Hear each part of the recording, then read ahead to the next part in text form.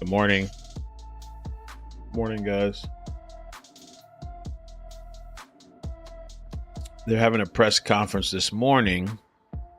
I haven't heard too much new stuff. I haven't seen too much new stuff in the news, but I figure we'll tune in for the press conference to see if they have anything new to provide. Hope you guys are doing good. I'm still trying to fix this email blast showing up in the promotions, so just bear with me with that. Let's see.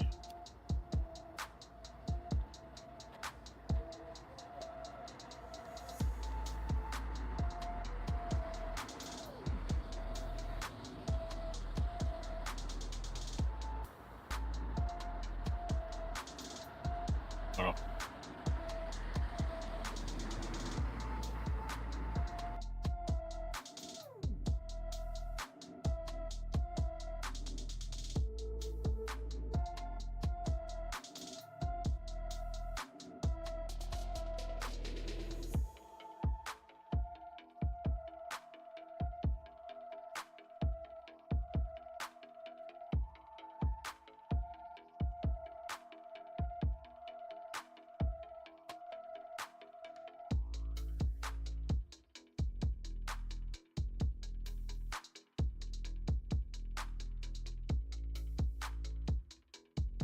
Good morning. Good morning.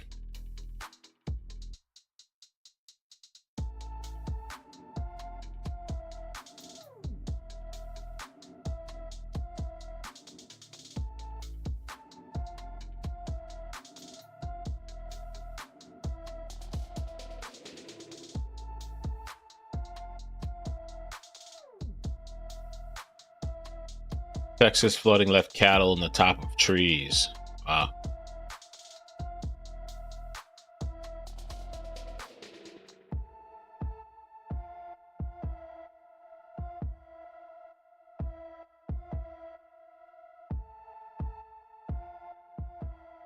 All right.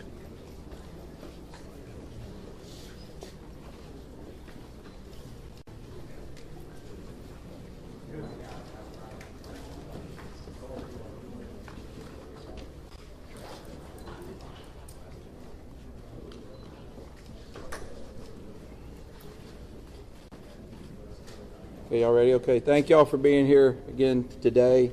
Larry Letha, Kerr County Sheriff. I'm going to kind of go over some brief notes with y'all real quick, then I'm going to pass it on to the mayor. Hundreds of first responders remain along the Guadalupe River in Kerr County working to reunite families. The large search and rescue effort, including local, state, federal, and volunteer agencies, continue. As of 8 a.m. Central Time, 87 deceased have been recovered in Kerr County, including 56 adults and 30 children. Identification is pending for 19 adults and 7 children, with 1 additional person still unidentified. At present, 5 Camp Mystic campers and 1 counselor still remain unaccounted for. We ask private boats to stay off the Guadalupe River to allow search and rescue teams to operate without any interference. This is a tragic time for us. We're so grateful and thankful for all the resources that have been provided to us to do this job. And I can assure you we will not stop until this mission is complete. At this time, I'm going to turn it over to City Mayor.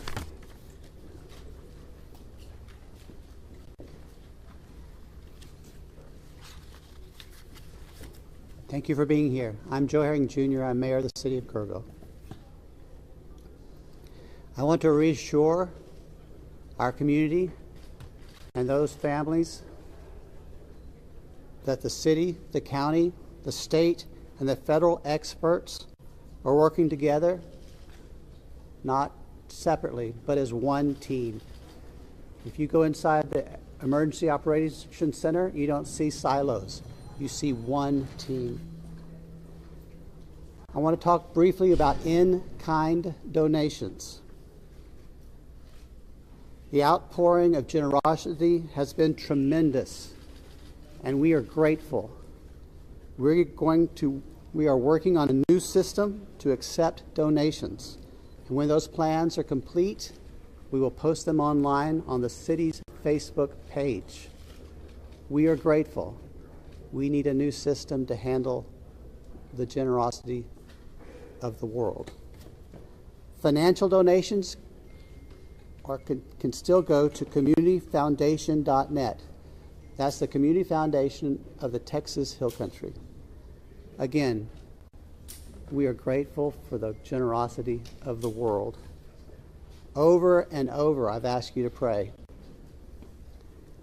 It occurred to me that I haven't asked you for what to pray specifically. Please pray for those who mourn, for those who wait, and for those who help. Now I'd like to call on Lieutenant Colonel Ben Baker.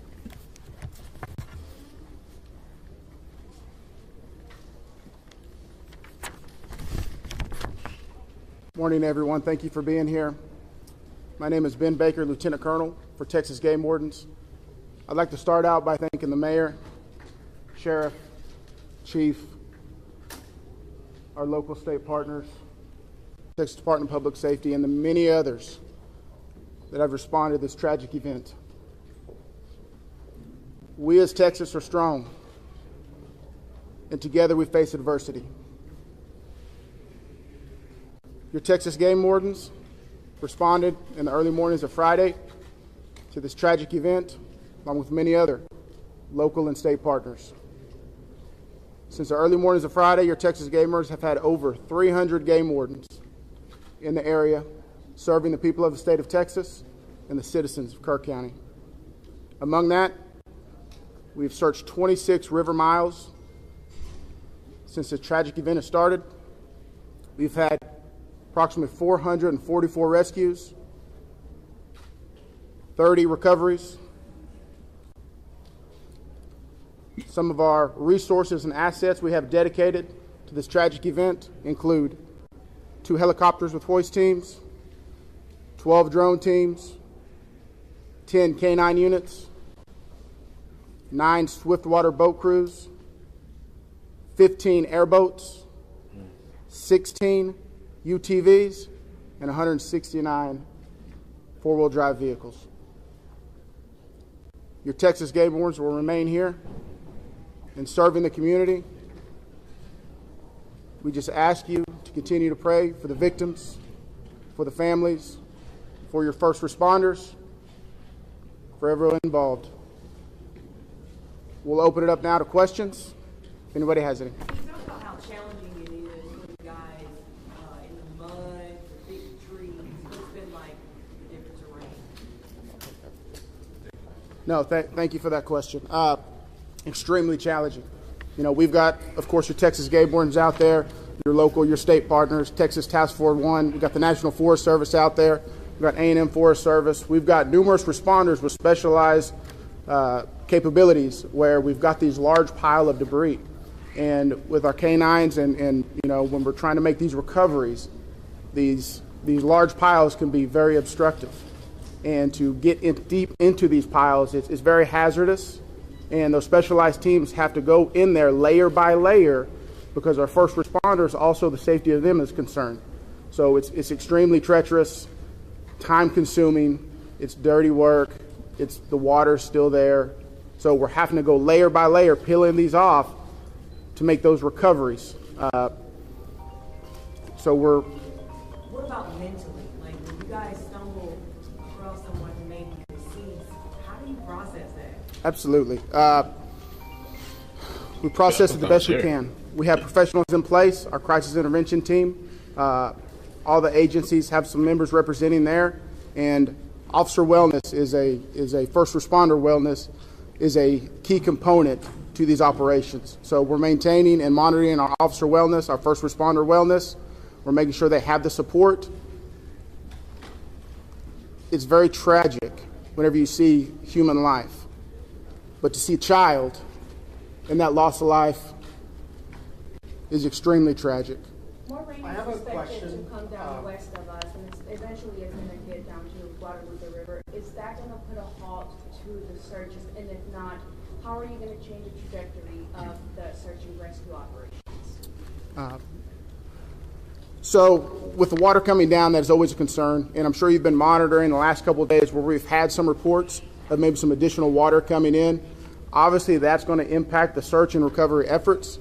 Us with numerous other agencies do have air capabilities, drone capabilities. We've got numerous fixed wing, rotary helicopters here. So it will alter our patrol patterns and alter our searches, but it won't deter them. I have a question for the specific discussions and actions were taken between the time the first flood emergency alert came in at 1:14 a.m. and then when the river first started flooding homes hours later. What were the specific actions and discussions that happened in those hours? Can you repeat that again, please? Absolutely. I would like to know, if you could outline, please, what the specific actions and discussions were that local officials took between 1:14 a.m., that's when the first flood emergency alert came out, and hours later when the river first started flooding. What happened in those hours? What I can tell you, when I was first notified, it was around the 4 to 5 area. One of my sergeants was in dispatch when the first calls started coming in, the actual 911 calls come in. It was between 4 and 5 when I got notified. Okay, but prior to that, in that 3 to 4 area, my understanding is, and we're in the process of trying to put a timeline. That's going to take a little bit of time. As I've told you several times, that is not my priority this time. There's 3 priorities. That's locating the people out there, identifying and notifying the next of kin. That is what I'm taking as my job as sheriff here to do. Okay. With all due respect, sir, I think that the community here is asking these questions. What happened? When did it happen? Was the emergency manager awake at the time? Did they push the button to issue an emergency alert? Sir, it's not that easy when you just push a button, okay? There's a lot more to that. And we've told you several times. Did it happen? I can't tell you at this time. You Okay. can't tell me if the emergency manager of the county actually issued an emergency alert. Okay, Sheriff, who Shimon, is just give me a second. Emergency Answer the question. Operations Center? Who Let him runs answer the question. the Emergency I'll come back to you. I ain't going nowhere. Appreciate it. Who runs the Emergency Operations Center? We have a communication center, a dispatch, okay? We have a communication center. That's where the calls actually go to the police department, then they're forwarded to Right, us. but leading up to this, in monitoring the weather, there's, in any large city, in any state, there's an Office of Emergency Management that is monitoring the weather, that is watching and listening and getting briefings. Who was getting those briefings in this city, in this county? Who was receiving that information, and who would have ultimately made the decision to evacuate, hearing what was coming in from the Weather Service and other people? Okay, what we would have done when we get notified, okay, I'm going to tell you. You're not emergency management, though, right? The sheriff's not EOC. No, there is Who no, is I meant EOC? as the city. Yeah. So we understand you have many questions. Right. Hang on. No, I understand, but you're not going to answer the question because that's up to the city manager and the mayor to answer those Correct. questions. County emergency. We understand you have many questions. There is the judge. The judge is not here. We understand that, but right now, this team up here is focused on bringing We people understand that too, home. but there are a number That's our of focus. questions that are All those leading up to questions this. will be answered, but the No. priority right now It seems like you're is bringing people home. We totally understand that, and we value the incredible work that is being done by the first responders. We're seeing them out there muddy and sweaty and grinding it out day after day. But your community is asking these questions. And we will get answers. Right now, all of our resources are focused You should be able to to answer recovery. Who was in charge of the Emergency Operations Center at the time that was getting any briefing? Do we have another question? If any I do. briefings? I think I'd like to focus on what local people can be looking for. We're looking at some erosion in roads and safety and them traveling. What can we tell people who live here right now and what they can do in their daily life? Should they worry about traveling on roads? Do we know anything about that infrastructure? Sure, absolutely. Jonathan Lamb, Kerrville Police Department. So we know that there's substantial road damage. Some roads have been closed for safety. We've got crews out there in the county shoring them up and making sure that people can travel to and from. What we're asking for the public to do to assist us is if they believe that they have seen someone, a victim, notify emergency services. Call 911, let us know, or use our non-emergency numbers, area code 830-257-8181. Contact our dispatch team and we will send officers out there. We also ask folks to limit their travel. Our first responders have had a very difficult time getting to where they need to go because of the amount of people who are flooding our roadways. We understand there's natural curiosity. People want to come here and see the flood damage. Now is not the time for sightseeing. This operation is ongoing and continuous, and it will continue. I've got time for one more question. Can we tell us your last live number of the people who are... Last question. As far as I know, the last live rescue, unless there's new information, and I don't believe there is, was made on Friday. All right, I'm afraid that's going to have to do it for this morning. Can someone answer if the bodies have been released to the families, Sheriff? Excuse me. Have the bodies been released to the families? Some. I mean, they're at autopsy. I mean, How still missing? We have an estimate among the general population, not just the girls from Mystic, even just credible reports. Is it hundreds still?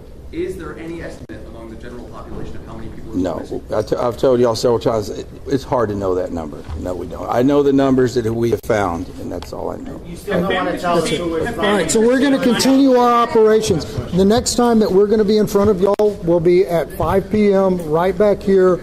If there is a critical update, again, we'll provide that information to you through the contact list that you have provided to us. Thank y'all. We appreciate it. Ooh, so let me just rewind that part again.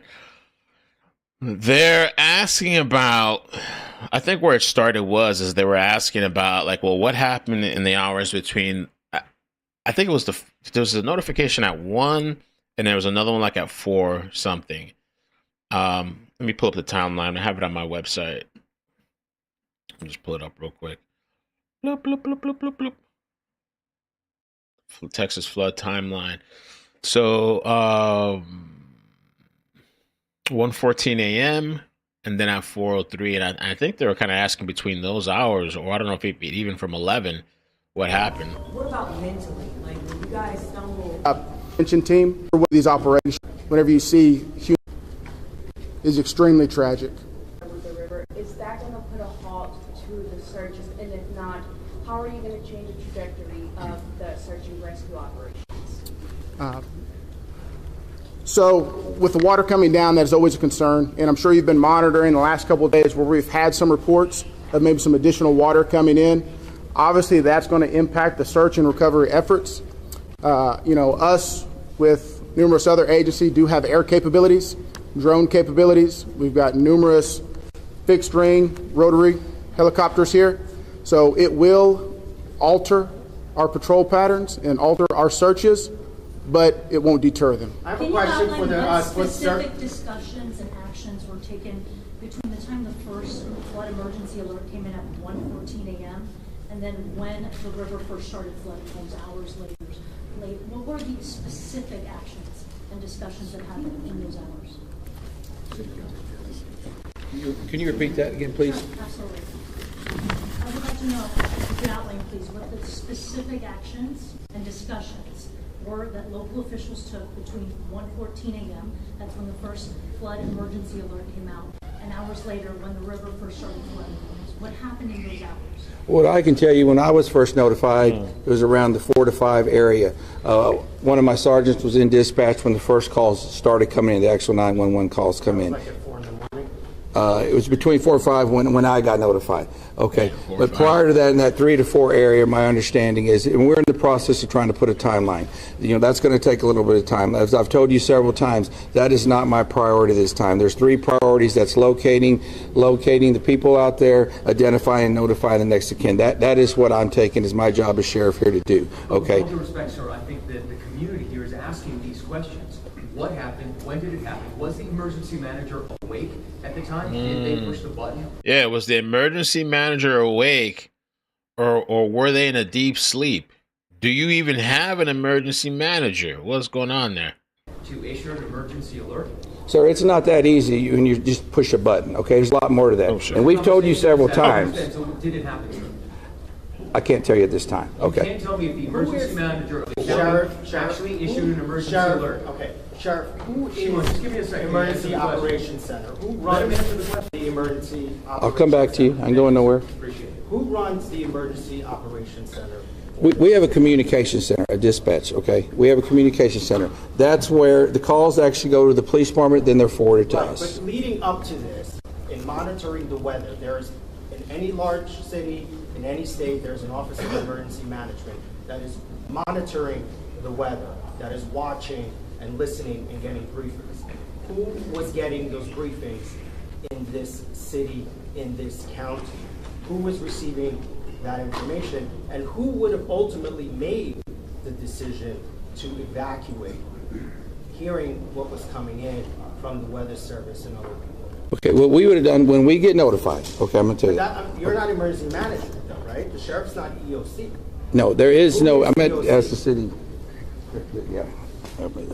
So we understand you have many questions. Right. Hang on. No, I understand, but you're not going to answer the question because that's up to the city manager and the mayor to answer those Correct. questions. We understand you have many questions. The judge is not here. We understand that, but right now, this team up here is focused on bringing We people understand that home. too, but there are a number That's of our focus. questions that are All those leading up to questions this. will be answered, but the priority right now It seems like you're is bringing people home. We totally understand that, and we value the incredible work that's being done by the first responders. Yeah, so a very tense press conference. Very tense press conference, man. People asking questions. The community wants to know. You know, some people are not happy, or they want to know the process or what's going on. But at the same time, there's this massive search happening, you know, massive search, recovery effort. Some of the campers are still missing. I think they said it was 5 or 6 still missing camper-wise. And I wouldn't be surprised if there's some other unaccounted people that haven't even been, like, listed. Let's see here. You know, obviously we have a lot of rain here and we do have flooding, but we don't often have flash flooding. I'm guessing just because the mourning, the waiting, the helping, and he was like, specifically pray for that. And he said that the people there can feel those prayers, they need them. And I feel like that's something that, you know, no matter what your beliefs, but I feel like prayer is universal. And if you could pray for those things, it's powerful. Right. And it takes just a few minutes, you know, just find your quiet place. And, you know, I think that also helps people cope with this too, because even if you don't have a direct impact or connection to any of these people, it's like you still feel so terrible and you want to do something. So that is such a because we all feel helpless, I think, and sort of sad. And I mean, it's just been a rough week for Texas. Yeah, you look in the eyes of all these kids' pictures and you don't know them, but you feel like you know them, you know, and it's just been really hard. Allison, I want to ask you, because this was one of the more tense news conferences that we've seen, probably the most tense one since this all began, with reporters asking questions about, you know, what did we know, when did we know it, how is it communicated, right? So one thing I've heard from people in this area is that they get flash flood warnings on their phone frequently, right? So it's almost like the Amber Alert, where you get it on your phone and you look and you don't think anything of it and you turn it off. And around the first time one was sent, I don't think there was an emergency necessarily, right? It was just low grade. But by the time, now you can get a higher alert than just a flash flood warning, that right? would be the flash flood emergency. And that was sent out. But by that time, which was in the 5 a.m. hour, it was already probably too late. Yes, and I wish I had my notes because I went through. So we have, as meteorologists, we go on what we call the National Weather Service chat. So we can look at chats from every National Weather Service across the country. So I went back through and they did such a good job at saying, like, the first flash flood warning was Thursday. Flash flood watch, right? Sorry, you're right. Flood watch was issued Thursday night, and then like the warnings came down, and then it was like the emergencies, and that was, this is ongoing. But the interesting thing is they came out with what they called a situation update. So it was saying, hey, from our last update that we gave you, things are much worse now. And they went through, and it was like, it was this whole PDF that they had put out, which I assume was on their website. Again, you know, in my chat, it's kind of hard to see how that was translated out, but at least I know, like, they were on top of it. But they were talking about, what is the difference between a watch and warning? How can you stay safe in nighttime flooding events? Because that was an overnight thing. And so that was all put out before really any of this heavy rain started. Right. And, you know, I just think it comes to, like, I remember the, you know, old wives' tale or whatever, The Boy Who Cried Wolf, and just, if, you know, maybe people heard it too much, but also it seems like in that part of the country, there has to be like personal responsibility. And I know that, like, look, it would have been great if the warnings had gotten to people faster. But because those areas are so remote, it's almost like each person and each camp had to have a plan and had to know how to get alerts. But think about that. So when you hear about flash flooding, and what I've heard so many people say who camp there, who go there, who live in that area, when you hear about flash flooding, you think, and they automatically think, oh, I'm going to keep an eye on it, but I'm going to stay safe. I'm not going to get on the roads because our bridges wash out. Or I'm not going to get in my car because that's dangerous. So you would think the best thing to do is to stay put. Well, that's the other thing too. Like you don't expect a wall, No. almost a 30-foot wall And if of they water to had come in. That called- doesn't usually happen. Right. If they had called for an automatic evacuation, like a sudden evacuation at 4 or 5 a.m. It would have been hard for them to get out. No one could have gotten out anyway. 750 people. How are you going to get all those kids out there, right? And where are they going to go? And the people who were leaving got pulled into the river. There were more losses of people trying to leave than the ones who stayed. Yeah. It's so just, there was no easy answer, and it's just so unfair how it all unfolded. It literally was just because of the two things, that it was at night, and then there were so many people in the area. And the fact that the river rose 26 feet in 45 minutes, even if you got told an hour before, I don't think there'd be any way to get just one camp out, let alone everybody that's staying on the river. I mean, it's just so hard to even wrap my mind around. They need to keep the pressure on with their questions for the sake of accountability, or else we're going to keep getting the same canned responses like the Uvalde incident. I think they do. And listen, those questions are, that's what that community wants to know. Those reporters are getting that from the community. I guess, people are asking questions. They know people are grieving, people are hurting. They want to know answers. I understand there's a search going on too. But I do feel like they're dodging a bit. Obviously dodging. They don't want to answer. They've been kind of dodging. Talk about these warning systems, like a tornado warning that would go off or something. Like a siren. But that's even what I then, mean. are they going off like where it's too late? Yeah. I don't know. Like, are they not sounding those until already it's up high? I don't know. Maybe they sound them earlier, but then you run into the whole crying wolf situation. Like, oh look, it didn't really rise that much. Well, we know that they have everything in place to try to make this a full recovery as soon as possible. It was remarkable to hear all the things that they have. They were talking about a couple of helicopters, 12 drones are flying all over that area. They have 10 canine units. They have 15 airboats, 16 UTVs, almost 170 four-wheel drives. And one thing that we reported on earlier that was remarkable to see is how A&M Vets, their emergency system has gone in I wanted to check care on of the that dogs, guy, actually. because after 5 days, the dogs are really wearing out. They're worried about muscle tears and things, and they have things in place. They're actually lasering those dogs at night after they've worked all day to help rebuild that tissue. They're giving them massages. They're really trying to help protect their feet because they're in rough conditions, and so they're helping their paws. Yeah, I was wondering if they were wearing little booties as they were going through all that debris, but you don't see them wearing any kind of protection necessarily. But they're really keeping an eye on them and trying to make them, heal, put medicine on them and everything at night. But it was remarkable to talk to them. And I assume ticks are very big out there too, so that's like an additional thing. It's just so awesome. And like we talked about at the top, how they are going in and doing these search and recovery efforts, but it's just a pile of trees and branches. So the fact that the canines could say, no, like I smell someone, or whatever their amazing senses are, that Trump's just 2017 and 2020 budgets slashed NOAA funding by 65%, and Republicans later blocked Biden's efforts to restore it. Thank you for the 10. Oh God, look at Squad now. We've been talking about the whole NOAA thing. I know people keep pointing to that. All the notifications went out that night, multiple times, and even in advance.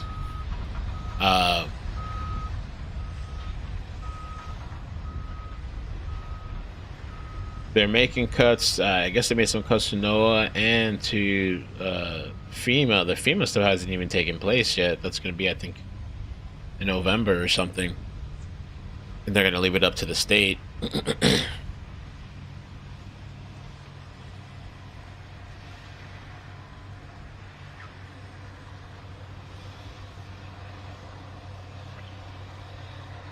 So I don't know. Could they have gotten more warning? I mean, I don't know. Could they have this weather situation. So people are saying it's like claiming it's a once in a lifetime thing. Warnings were sent out. There's a whole timeline that the National Weather Service put out. I saw there was a reporter talking about it last night. The weather places for these locations were adequately staffed. Now there's other stations that were not, but they weren't affected by this flood. The places with the floods were adequately staffed, meteorologists or whatever, the weather center. Notifications were sent out. A lot of people keep saying things as if there was no notification sent out. There was notification sent out. And then the water rose incredibly, I think they said like in 40 minutes, in an incredible amount. And a lot of the problem is part of it is these people were sleeping. There's some places with no service. These camps, they take the phones away from the kids and stuff. So, you know, who's in the camp in charge of that? And like they brought up in this press conference, that emergency manager, when were people notified? And the other thing too is that, and I've heard local people say this, that those flash flood warnings, it's almost like white noise to them. They get those warnings all the time. You know?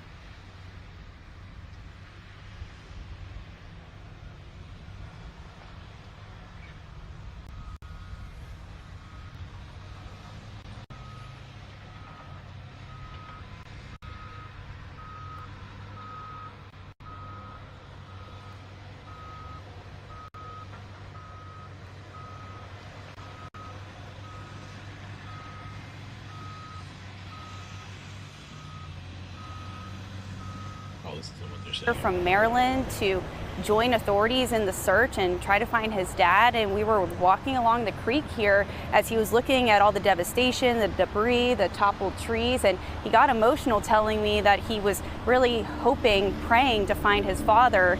And then hours later he learned that authorities recovered his body. So it's absolutely terrible. We also learned that authorities recovered the body of the missing 17-year-old girl, and I talked to her mom over the phone the other day. She tells us that they were just leaving for a family trip when they drove over a bridge that collapsed into Cow Creek, and they were in the family van together, her husband, son, daughters, and their kid's friend, and they were able to get out of their van safely and onto shore safely, except for their 17-year-old daughter. And she was telling me over the phone they were wishing, praying, holding on to hope that authorities would find her, and sadly they have recovered her body. So that is 5 total fatalities in this area. There is still one missing person. The beloved local volunteer fire chief, the Marble Falls volunteer fire chief, Michael Phillips, he's been with the department for about 28 years, and he went missing when responding to a water rescue call early Saturday morning along that same creek, Cow Creek, where that 17-year-old girl went missing, and he was swept away by floodwaters. Now, they were able to find his emergency vehicle, but they have not been able to locate him yet. So we're talking about a first responder who was answering the call, trying to help out with these water rescues, and he got swept away by floodwaters, and he's still missing. So this morning, the search for him continues. He is the missing person here in Burnet County. Again, 5 confirmed deaths. It's just heartbreaking, tragic to talk to these families who have lost loved ones and covering these tragedies, but we're staying on top of it and check in with authorities to try to get the very latest. So if we learn anything more, we'll break back in and let you guys know. Back to you. Thank you for being there. I know it's tough to be talking to those people and then get bad news like this, but thank you for sharing that with us. Our hearts, prayers go out to everybody there involved. Absolutely. Jillian again was in Burnet County, Marble Falls area. We're going to transition now to the hardest hit area of Kerr County, and that's where Jade Fleury has been all morning long. Jade, what are you seeing there this morning where you are? There was meteorologists. I'm not sure where, I don't know where you're getting your information from. If you go to iCkEdMeL.com, I have a timeline there, and I even posted the source. You can go get the source there. I mean, there's multiple articles about it. You just have to go read it. There's a whole timeline starting from July 3rd of the national weather, flood hazard outlook. I mean, we've been talking about this for days, so for me, it's like repeating old stuff we've already talked about, but maybe you haven't seen it. You can go look up at whatever website you want to, but at the bottom of this, I listed the source. You can click the source. Now, the thing is, I think they should have flood, like, what are they talking about? Flood warnings, like a flood, like a siren type of thing. I think maybe they should have something like that. I don't know if they do. I don't think Kerr County has sirens. Kerr County, they need like a flood alert system to, I think they should do something like that. And they were talking about, oh, because they've requested before to do that previously, and I think it was denied.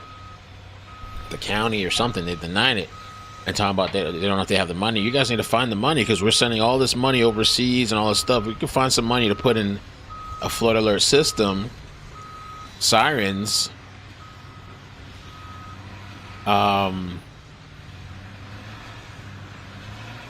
There's local things that could have been done, infrastructure that can be improved. But the National Weather Service, I mean, you can sit there and read it, go look it up. You can look at the timeline. People that are still saying no notifications were sent out, you guys are not reading. You got to go read and look it up. There's a whole timeline that was provided. Now, this is what I'm talking about. No flood system warning. They need that. I really do think they need a flood system warning. Besides these text notifications or whatever, some sirens. They need to have a whole plan in place. These camps. I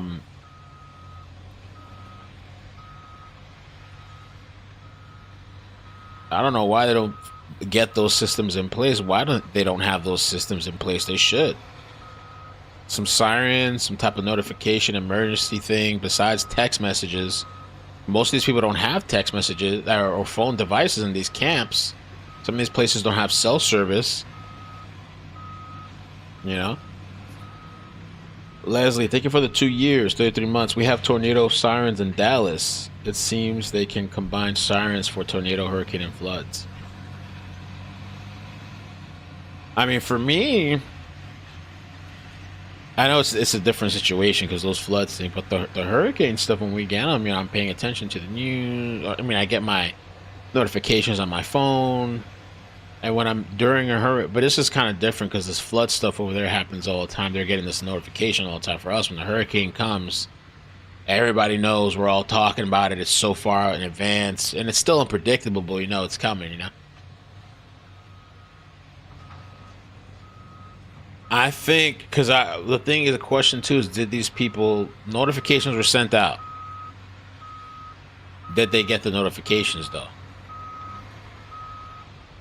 I mean, they were sleeping. This was in the middle of the night. I'd say when the floods came in, it was like 4 or 5 in the morning, 6 in the morning. I saw a chart. Oh, let me see what they're saying here. Near the river, and they did that yesterday. A very, very dangerous, very tedious job. But Tim Miller has been phenomenal in being able to get this done and be successful at it. So what I'm seeing here, a lot of mobilization. I've been seeing 15, 20 cars leave at the same time. No idea where they're going, but certainly they have a goal in mind. And part of the goal is to bring this complete area to some sense of normalcy. It's not been that for a few days, but because of the efforts of the Salvation Army, Mercy Chefs, because of the many volunteers, and you guys talked about some of those volunteers from being all over the country, that is something that's huge, and it's really, really good to see that is what they're focused on right now more than anything else. I think I did hear a city official talk about being better the next time. And so, of course, they want to focus on being better the next time. Hopefully there is no next time. But just in case there is, they want to be better. But in the meantime, it's all about recovery.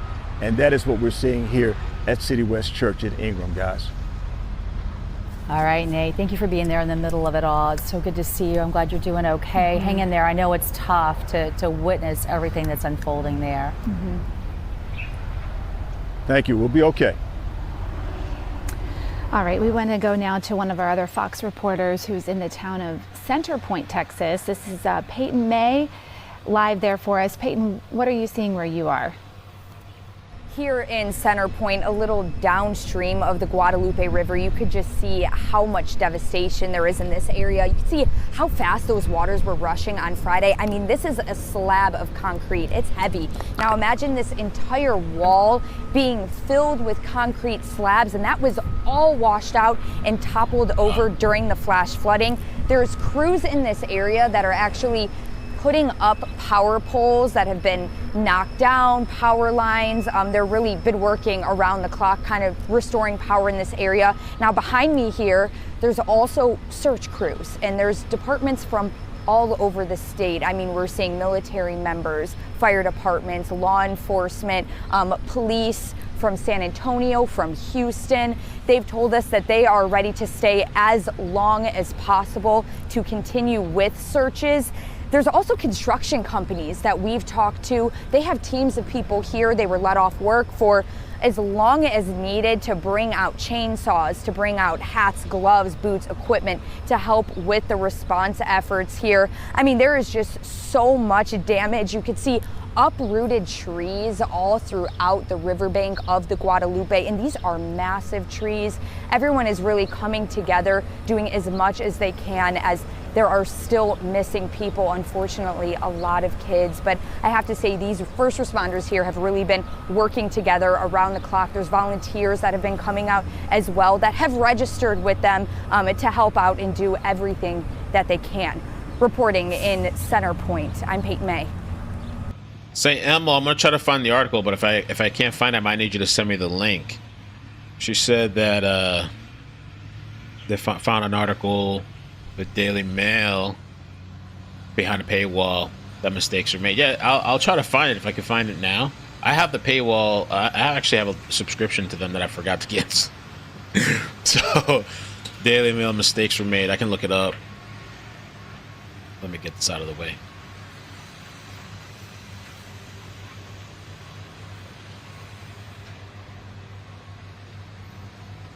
Texas flood.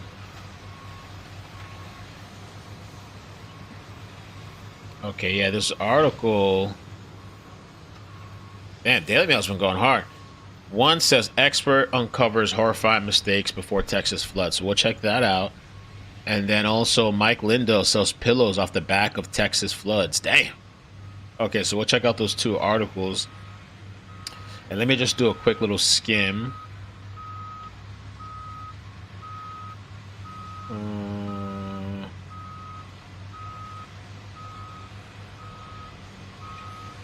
For updates.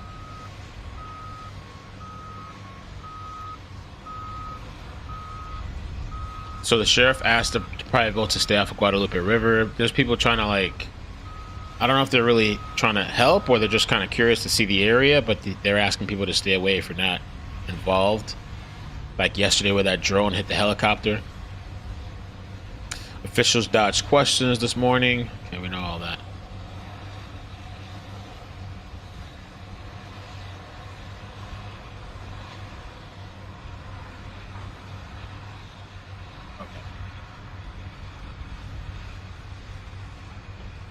Yeah, this is the one. I found the one you're talking about.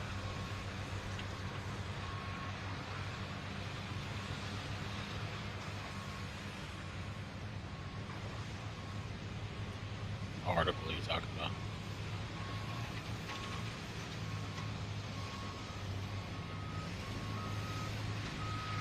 All right, so I got the article. It's called Experts Uncover Horrifying Mistakes Before Texas Floods. As blame game erupts and new evidence suggests no one should have died. That's a pretty big title. That is a pretty big title. We're going to get into that.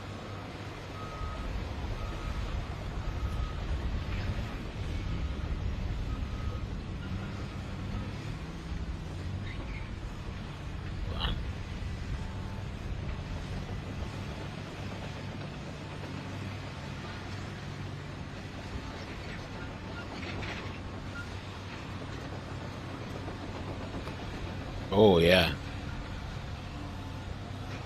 Let's do this. Let me just update the title before we get into this article.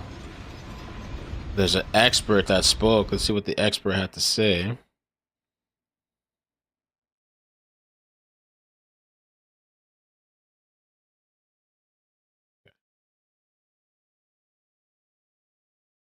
Okay, sorry about that. So let's get into it. Dozens of people have died in the catastrophic flooding that tore through central Texas last week, and now shocking new evidence suggests that tragedy may have been entirely avoidable. Local officials in Kerr County rejected a proposal in 2017 to install modern flood warning system allowing for the Guadalupe River, saying its roughly $300,000 price tag was too extravagant for a rural area. So there's number one.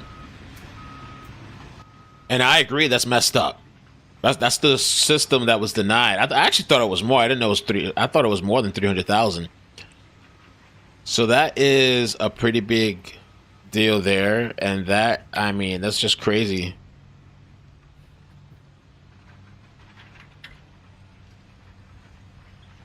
And let me I'm gonna tweet that out. So that's point one right there. Knew it well and are just heartbroken by all of this. They gathered outside, sharing some of their camp songs, offering hope in the midst of all this tragedy. We heard from Stacy Merchant, who says her daughter was originally supposed to be in the area of the camp devastated by the floods this summer. And my daughter, this would have been her 5th term this summer. She was there, but she was at the Cypress Lakes location. Okay, so let's go on to the next point.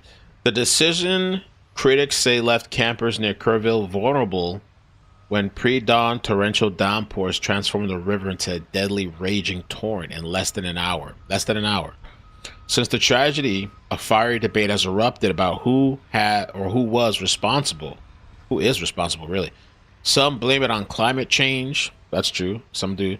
Others say the Trump administration budget cuts hobbled weather forecasters. A lot of people say that as well.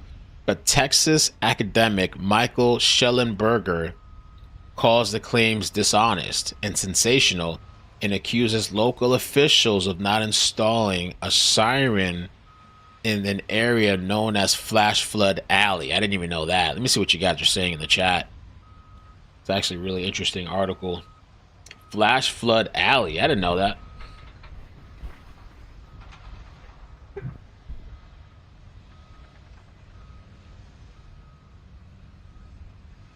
You don't get anything like that for 300K. That's what I think. The price tag should be higher than that, Autumn.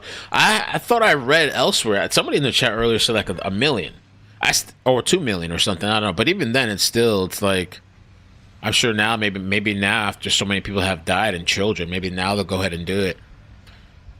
It's sad because, they say that the safety is paved in blood. And anything, cars, airlines, elevators. I was watching an elevator tragedy the other day. The way that when the elevators first started, when they were first creating it, like they would have like a levee. You and your predecessors have become. They'd have like a levee pull system,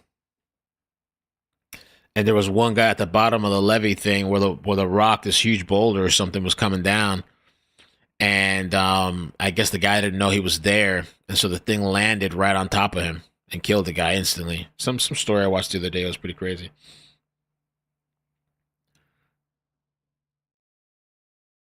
Let me see. Let me get us a feed.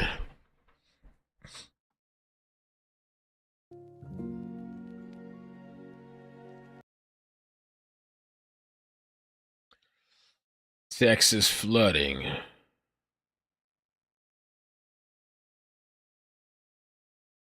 Might have to just watch this, I guess. I don't know.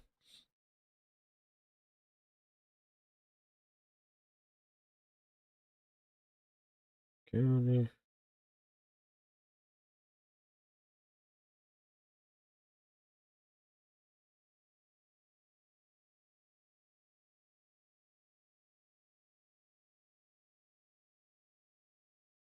Everybody's like on break or something. All right, well, we'll just keep going. We'll keep reading until I find something.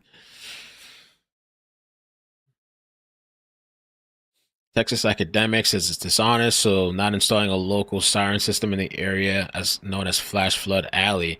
The county had no formal flood warning system, said the politics professor, who says flooding deaths have been cut by 80% this past century thanks to planning and safety measures. So he says flooding deaths have been cut by 80% this past century thanks to planning and safety measures. There were no sirens, no automated text alerts, no rapid evacuation protocol. The river rose and families had no idea it was coming. I don't know about the no automated text alert, though, because as those alerts went out, I don't know how they went out, according to the National Weather Service. Hundreds of angry locals, meanwhile, have signed a petition demanding an early warning system to give people some critical extra minutes to evacuate next time tragedy strikes. So let me check out the petition here. Only has 746 signatures.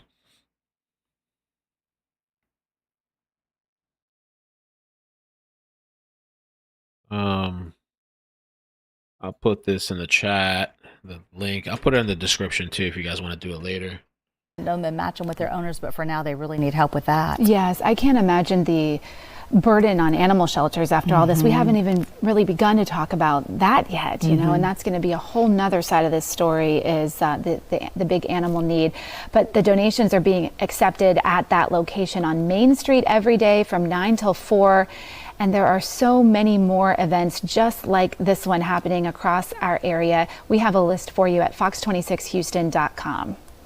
As all of those search and rescue efforts continue in Kerr County after the flooding, the 3 Texas NBA teams are working together. I love hearing this because yesterday we were talking about the NFL and how the NFL, the Texans, the Dallas Cowboys were all giving, and now we're seeing baseball and basketball. Yes, so all 3 Texas NBA teams, the Rockets, the Mavs, the Spurs, announced a joint. All right, let's get back to this article here. So there's the petition, and search teams braved warnings of more heavy rain and thunderstorms on Monday, looking for dozens of people still missing after a disaster has killed more than 89 people, including 28 children. Most of the dead were in the riverfront hill country Texas town of Kerrville, where 68 were killed. Some 27 adults and children died at a single site.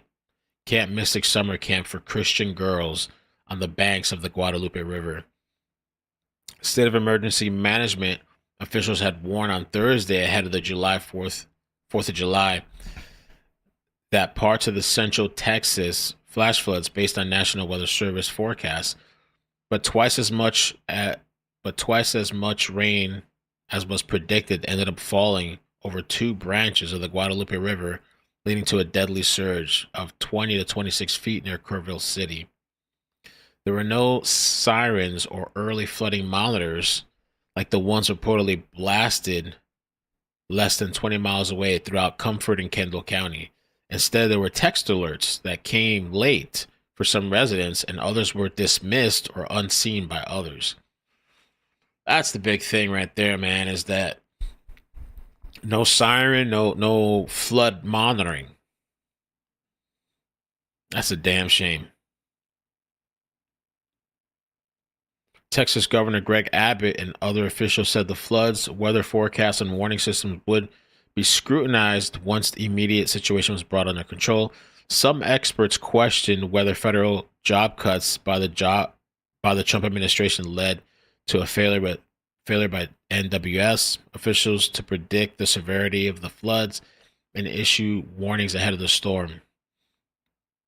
Trump administration has overseen thousands of cuts from the NWS's parent agency, the National Oceanic and Atmospheric Administration, leaving offices understaffed, former NAAA Director Rick Spinnard said. President Trump pushed back when asked on Sunday if it cuts hobbled the disaster response, framing it as a rare 100-year catastrophe. On Monday, his Homeland Security Secretary Kristi Noem said there was no breakdown in the warning systems and that the NWS had put out the alerts when they received them. Would everybody like more time? Absolutely. So many situations, but we see terrible events like this and these national weather disasters. More notification is always extremely helpful.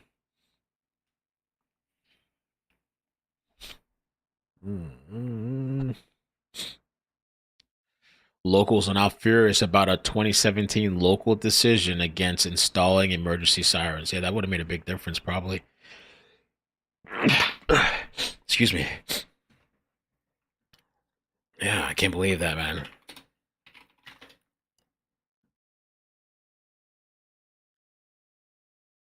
They're going to have to look into all this. Somebody's going to have to answer all these questions. Oh, they're talking flooding? Hold on. Trump's talking about flooding? We've already deployed dollars to the state. Hold on. They're talking about Trump is on. This is all in the wake of the big, beautiful bill being signed last week as well. Bill. Let's go ahead. It's about, an approach towards innovation to build more units. About that. And I've talked to Alderman Quinn in the past, who is that alderman. One thing he said is people move to his area for the single-family housing. As we said, we're expecting to see President Trump as he holding this cabinet meeting there in Washington, D.C. Let's listen in.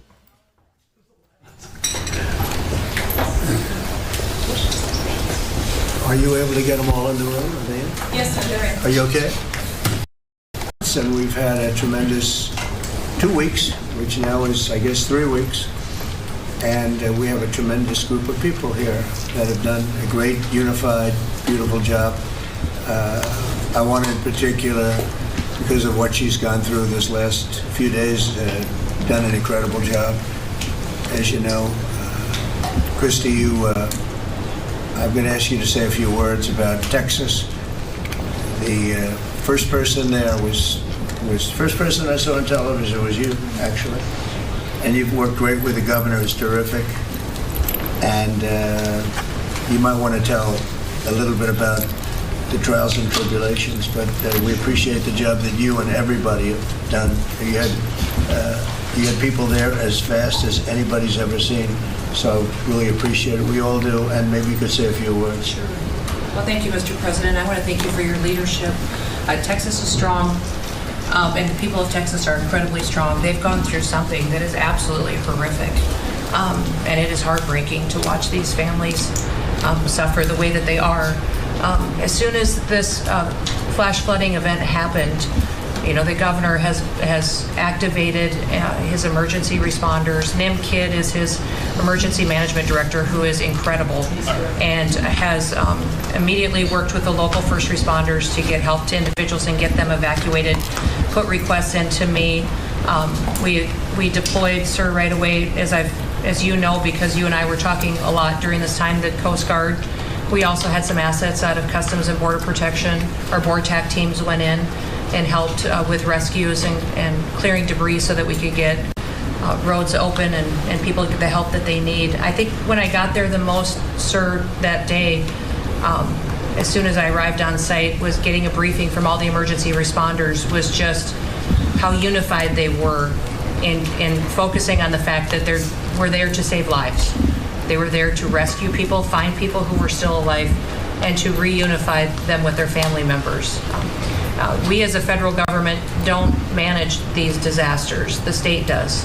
We come in and support them, and that's exactly what we did here in this situation. FEMA went to an enhanced level immediately, but as soon as you signed the major disaster declaration, we were able to get them resources and dollars right away, just like you envisioned, through state block grants to help them with cleanup.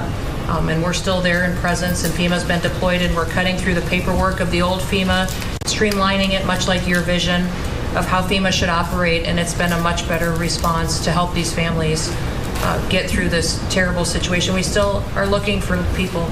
We're still looking for a lot of little girls and other family members that were camping along that river, and they will continue until they find every single person, and we will continue to help them and assist in that. I was surprised when I got there at the camp that day, right after this happened, the parents that were there, the parents that were looking for their children and picking up their daughter's stuffed animals out of the mud and finding their daughter's shoe that might be laying in the cabin, and just hugging and comforting people matters a lot. I'm extremely grateful for God's hand in that whole situation, because hundreds and hundreds and hundreds of people were saved.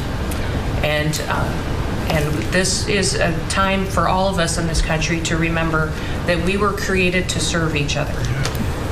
God created us to take care of each other. And that when we do that, we are happier, we are more fulfilled, and we can walk alongside people on their worst day and help them get through it and come out the other side, knowing that we can continue to live a life that God has purposed for us. So they're grateful for you. Several times the day after the flooding, you and Melania were on the phone with me, and I want to thank you for that. And that meant the world. I was able to tell many of those folks that I had been visiting with you, and that you had said, whatever they need, Christy, let's deploy it and get it down there and be helpful. And on Sunday, when the families were waiting at a church to identify their children's bodies, Franklin Graham and I called in and prayed with the families and read some scripture with them, and he was incredible in making himself available to that as well. We'll be back down there in a couple of days and continue to do all we can, but this is an unprecedented event. It really is. There's been tragedies like this around the country, but everyone is unique in different situations, and the response the federal government had supporting the state through this, I'm proud of the people that stepped up and immediately came. The Coast Guard, when they came in, they had a difficult time even getting the aircraft in and landed. They had to try several times in the weather to get it in and deploy. And I think we've heard about, our one Coast Guard member that was responsible for saving over 165 people, but that entire crew did incredible work. And all the first responders there did incredible work. And I know people are getting tired now, but they're getting reinforcements and volunteers are showing up. And I just want to commend the governor and his team for being the leaders. And they're so thankful that you're letting them make the decisions and manage the response like it should be. And then us supporting them with the resources of the federal government. We've already deployed dollars to the state, much like the block grants that you've talked about. Right. So they're grateful for that, sir. There's never been a wave like this outside of the breaking of a dam. Because this was almost a wave that ended up being 30 feet high, more actually. Now with the dam you can understand it, but this approached almost with that speed. When you see a dam break, it's not a pretty sight. It wipes out everything, and this is the kind of thing that built up so fast. And it's happened 2 or 3 times before over the years, but not to this extent. But tell them when you met the father who was picking up the daughter's clothing. And I had walked through the cabin where all the little girls died, and I had kind of fallen apart. So I walked out of the cabin, and a gentleman was standing there, and he said,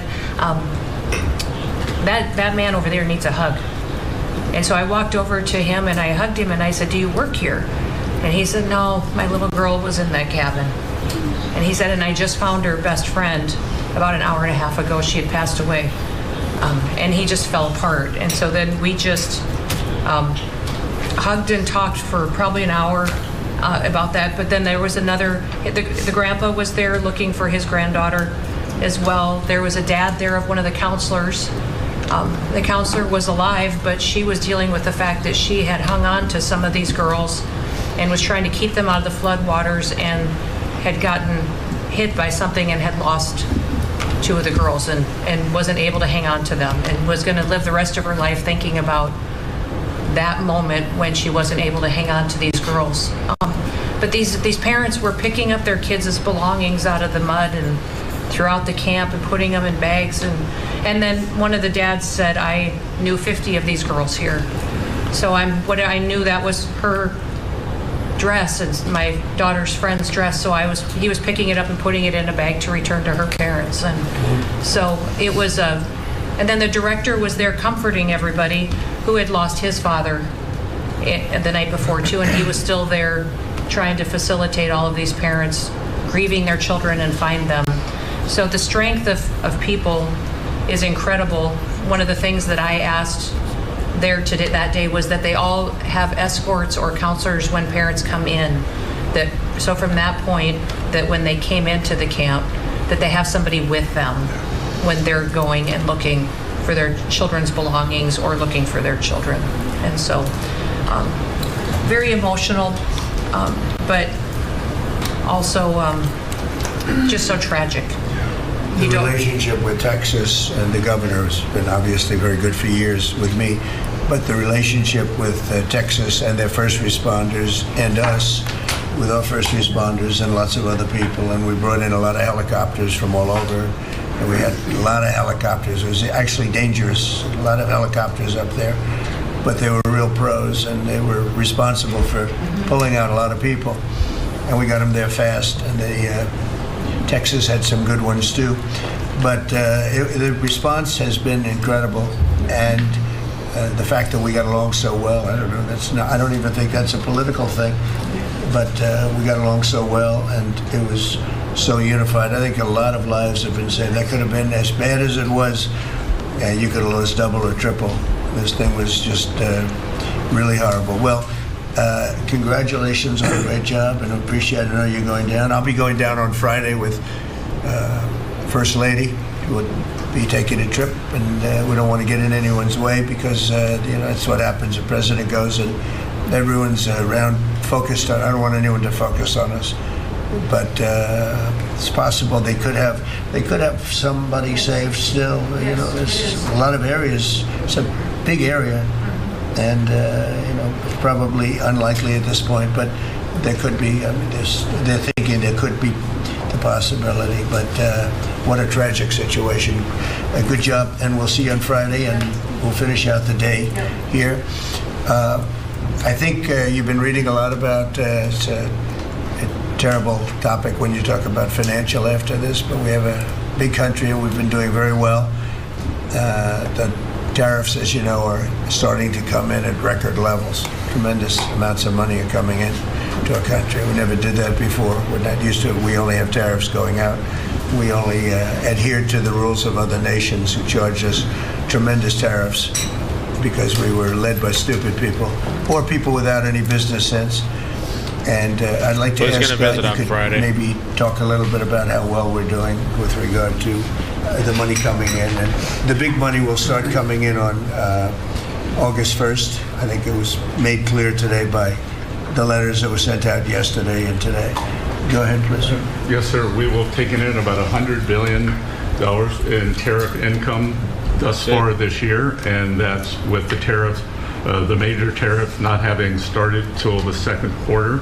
So we could expect that could be well over $300 billion by the end of the year.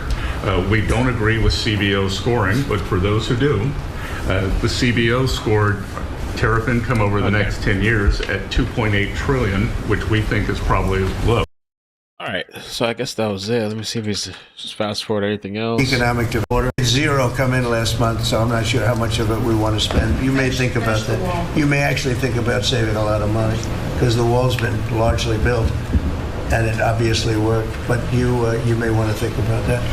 But so this is interesting too. So I was sent an article about this. So those flood sirens. Hold on 1 second. Let me just pull this up. Give me 1 second. So apparently the residents didn't want the sirens. What the?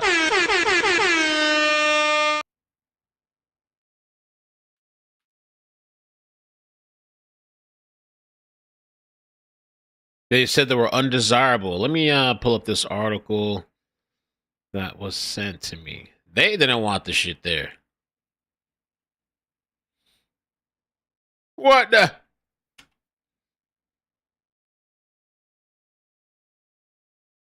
Oh, there's another press conference happening too we can check out. Somebody was facing some criticism. Let me just set it up. Let me set it up. Set it up.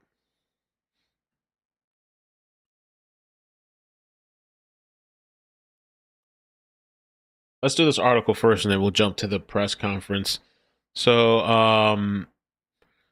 could we have done more? Perhaps so. Former Kerr County officials recalls emergency siren debate. So there was a whole debate. Pushback from residents in 2017 might be the reason why there were no emergency signals in Kerr County. Again, Could we have done more? Perhaps so. Former Kerr County official recalls emergency siren debate. Pushback from residents in 2017 might be the reason why there were no emergency sirens along the Guadalupe River in Kerr County.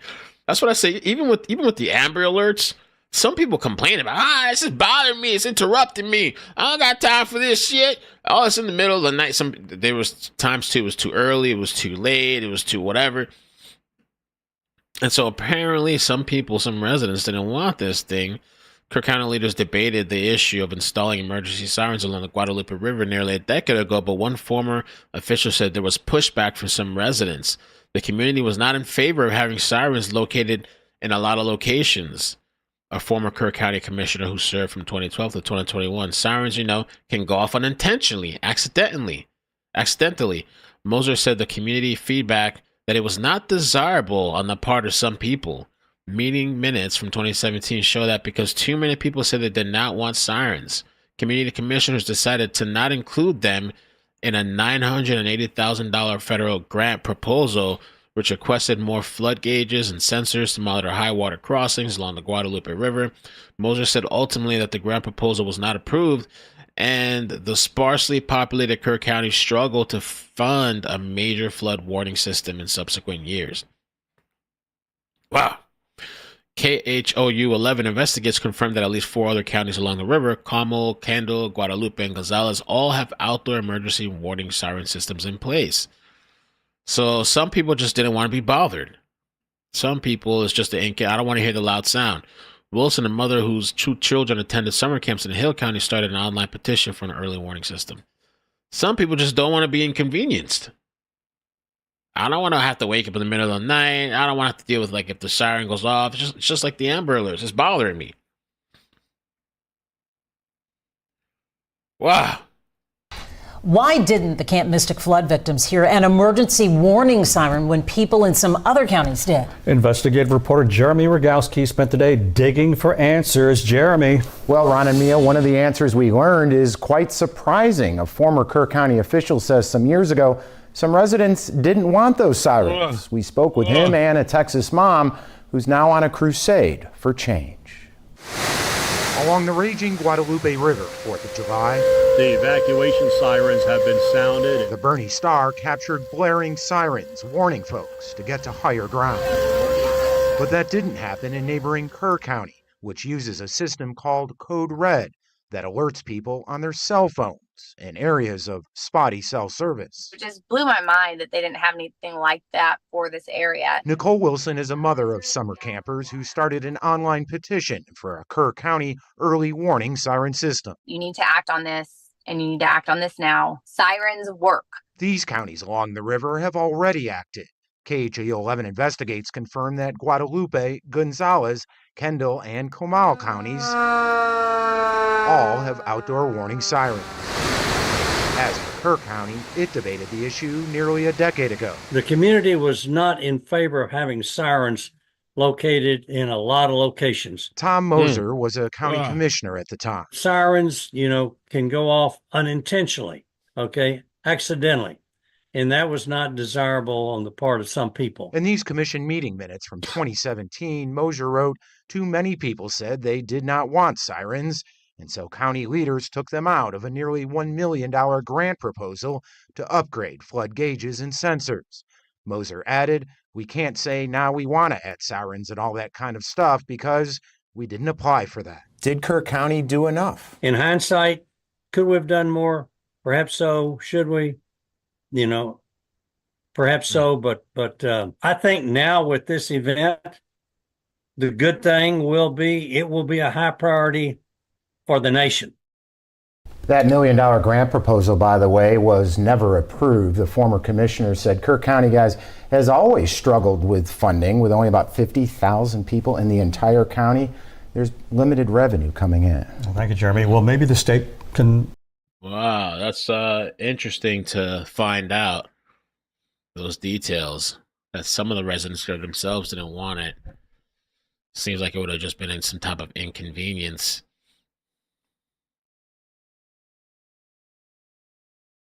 Mamma mia.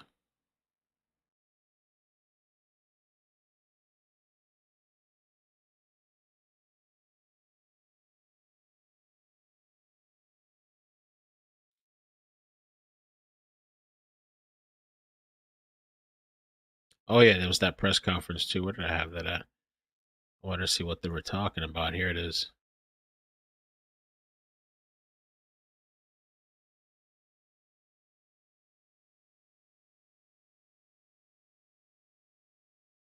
For rescues I made in 1991, and it's a very different animal now as I learned talking to 30 firefighters, seeing how it works today. But that's my experience, that's my title. My name is Bob Nix, B-O-B-N-I-C-K-S. I appreciate you guys' interest in the story. I will start by saying the media is very persistent. So I gave interviews yesterday I didn't intend on giving. So you guys have more context you normally would have coming to a press conference. So I probably won't go through every detail. But at the end, we'll, if you could hold your question at the end. In fact, if you got a real important question in the middle, don't feel bad about asking. But let's try to hold the question in if we can, please. I want to start off by saying that this is a very emotional issue. Oh, well, let me start this way. I know you guys, partly because I gave a message that we're having a no confidence vote today. But what we're really having today likely is, just to be very clear, is an emergency, kind of a meeting of the membership to decide if we're going to do a vote of no confidence and how to formulate that, if we decide to do that, how we formulate the motion. And that's a member-driven process at that point, not my process once we put it on the table. And likely it'll result in an online vote next week that will end at 5 o'clock on Thursday. So I just want to let you guys know what the process is. And I do want to talk about votes no confidence. My philosophy is not really quick. I'm very much against votes no confidence. Many times they're done by fire associations. It's over some labor issue that comes across quite whiny to the public, and I've always been against them. I don't think they have a lot of value. But in this case, I think it's in public interest that this information really needs to come out, and it needs to come out in a transparent, accountable way. There's been talk on social media this is some sort of ploy to help our bargaining position. That's absolutely the opposite truth. If anything, you don't want to have these sort of things happening before you go into negotiations. So I just wanted to put that on the table really quick. If anything, this goes against our interest. It's that important that the public, I think, hear what happened so this doesn't happen again. Are there any questions really quickly on the vote no confidence procedures? Okay. I want to also make sure that people know that this is, I'm trying to make this very fact-based today and less emotional. Obviously, my post was very emotional, and I stand by the facts, but I want to get this more down to the tone of what the facts are, less emotion. This isn't personal against the fire chief. The fire chief is a fine person. What we're talking about here is review his actions and decisions that firefighters have a lot of problem with, and we're going to go over that in detail. And the public needs to know exactly what happened and how they can expect their fire department to behave and act and protect them. I'm going to start by reading a statement from real firefighters, just to give you some context of why this is so important to firefighters. Some people might think, what do the firefighters care? They just get a paycheck to go home. If they deploy or not deploy, what do they care? And, we are a little bit different breed of people. So I want to read this from a real firefighter, not some old guy like me that's been on our operations for a long time. Because I think it really helps set the tone, I think, of what every firefighter it's an optional I've got several bill. of these. This one I want to read real quickly. I would start with a background statement to include our risk a lot to save a lot. I would say that we are grown from babies as firefighters to go and get people as our first reaction to every incident. We start in offensive mode. It's not it's not only when the conditions are dire. We know when people are not dead, we go. This is the backdrop of everything we do. We go every time. We go until we figure out that there's no reason to go further. We go every time until we can't go anymore. In this situation where people are in harm, and we have the means and training and the equipment and the people to possibly the most likely save them, there's only one answer, and that's to go. No budget reasons are good enough. No any will ever stop us from doing that. But in this case, it's sad that but you need to know what stopped us from going. What stopped? Just kind of set the tone. So we're here to talk about the Austin Fire Chief's standing order to not deploy under any circumstances was clearly to save money at the expense of saving lives. I do want to say something about the city manager and council. I've done a tremendous amount of work to make my timeline as accurate as I can. The council was unaware of all of this, and the city manager's office, I believe, was unaware also. If I thought differently, I'd report that. This was a chief's decision not to deploy. We have a memo up on the board here we're going to provide you if you want it, but we can talk. I'm going to talk about a little bit right now. But everything I have done, and I've spent a good deal of time talking to many, many people on the subject, it was his decision alone to not deploy. To establish the evidence I will share with you and to create my timeline of events, I interviewed over 20 firefighters over the weekend. They're intimate with the Special Operations Section and particularly with deployments and the order by Chief Baker to deny the deployments under any circumstances. In fact, what was said up and down the chain is, do not deploy, don't even ask. And Chief Baker is a very charming person to meet and talk to, no doubt about it. And he's got a charisma about him, and he's got a certain number of well-polished anecdotes he puts out there that are appropriate and good, stuff like that. So, but within our department, he's known as a bully. He's known as being vindictive. He's known as being retaliatory. So when you play this when you have an order coming down the chain that says, we don't deploy, don't even ask, people know what that means. And people didn't deploy when they normally would have because of that direct order. So let's look at the evidence. This is a memo that I'll provide to you, but it came from somebody on the command staff. He didn't provide it for me, by the way. I got to other meetings. What's that? And it basically talks about stopping the deployments until October 1st. And it's just clearly we're talking about saving money, but even stranger is talking about not getting our reimbursements from the state quick enough, which I think is even more egregious. So and so anyway, if you go down the bottom, it even kind of indicates this to some degree. It says, P.S. Do not reply to do not reply all to discuss. If you have any questions, contact. Oh no, excuse me. It's right above this.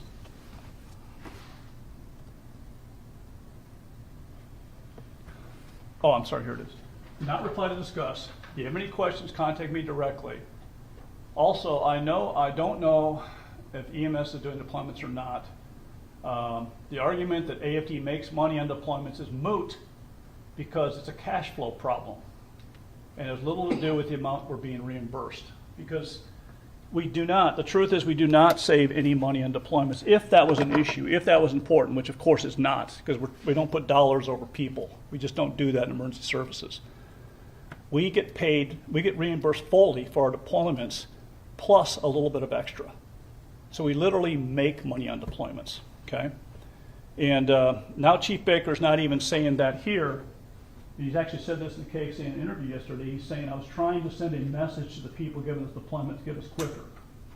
If that is true, which I believe the interviewer said it correctly, that's even worse in my mind than just doing it to save money. You're basically trying to punish bean counters at the expense of people that we need to rescue.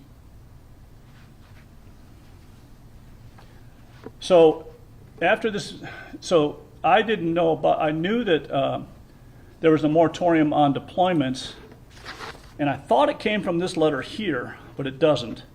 But this letter here is what prompted a meeting between myself, Chief Baker, and the Assistant City Manager, Eddie Garcia. And what it does is, it's the first thing, how we got here, but Chief Baker wanted to brown out nearly 12% of our fire engines to save money. It's never been done in the history of Austin. We're not a Detroit or Cleveland or Pittsburgh. We are not a Rust Belt city. We have rising revenues. To brown out engines for money is in my mind crazy talk. My man brought receipts. I talked to Mandry and Bob, don't worry about brownouts. I'm not like them politically or operations. That's great. So then they came up with a scheme to brown out the units and put squads in their place to save money, which basically means 2 firefighters in a pickup truck instead of 6 fully staffed fire engines. And so I went to go to the manager and talk to him about that and explain to him why that wasn't good. So he goes, Bob, we need to save money. You know, I said, do we? I said, we're already cut to the bone, you know. You guys made a mistake on estimating tax revenues, which can happen. I'm not faulting anybody. But take money out of the reserves. We don't have any money on the meat on the bone left to give back. and so they stopped that idea, which I really appreciate the manager listening to me. Then they went to this next thing where they deployed 42 of our staff members from staff back to operations. Some of these people have post-incident stress, known sleep deprivation issues, and the chief told me when I brought that up, he goes, I can't decide who has more harm done to them by working this job hard than another. They're all going back, is what he's implying. And so that's kind of shows you the tone the fire chief took and the pressure he felt under to really cut costs, okay? I thought this memo contained the deployment information was in the letter I showed you earlier. So in that meeting, we talked about deployments. I brought it up with Eddie Garcia and Chief Baker. And I said, Chief Baker, we make money on deployments. He goes, no, we don't, Bob. That's not true. I said, Chief, yes, it is true. It's absolutely true. We make money on deployments. No, you're mistaken. I said, Chief, I'm not mistaken. And I said, Chief. So this is Bob Nix, okay, the president, Austin Firefighter Association. And he's over here showing receipts. And basically, we had mentioned this the other day, briefly kind of, but they launched a vote for no confidence. And Chief Joel Baker, let me pull up a picture of it, because maybe if I show you a picture, you might recognize this guy. Let's see, is it on this article? Yeah, right here. You might recognize this guy. This is the chief. Chief Joel. Oh, well, that's not that. I don't know where he went. He disappeared with the ad.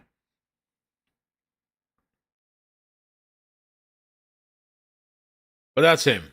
That's him. And so there was a huge delay. Austin's elite water rescue team was ready to deploy July 3rd, the night of the floods, but weren't sent until July 5th, 36 hours later. Meanwhile, other agencies from local departments to even FEMA had already deployed resources. Some volunteers were first on scene. And Bob Nix, he's saying we were ready to go.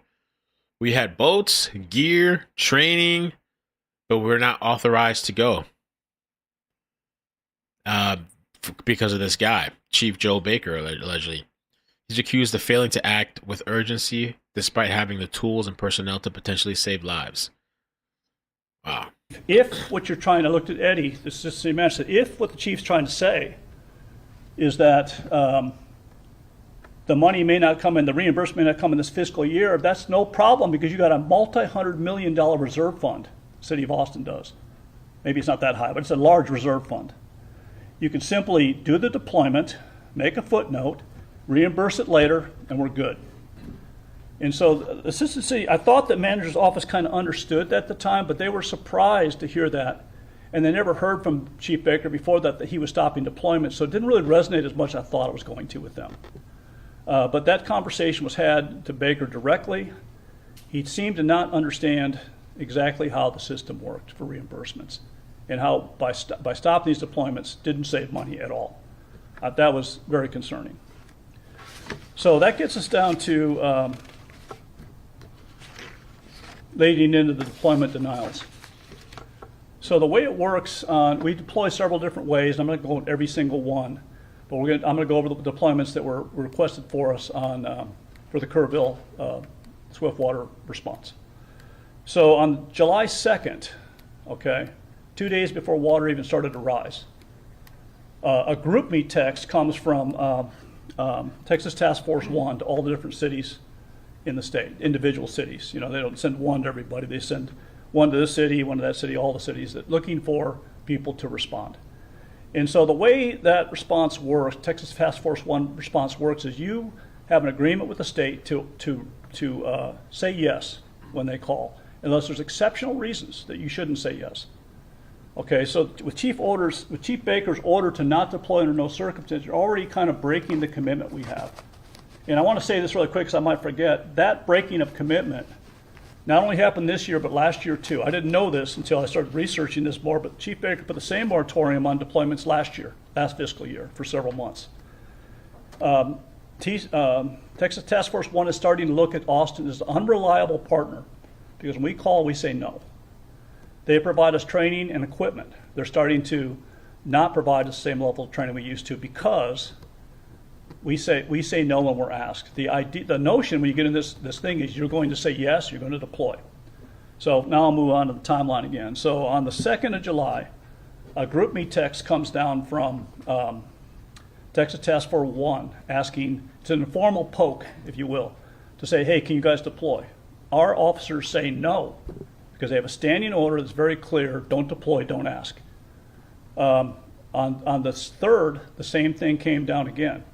Another poke through GroupMe, and you never get an official response if you say no to the informal poke from GroupMe. Does that kind of make sense to everybody?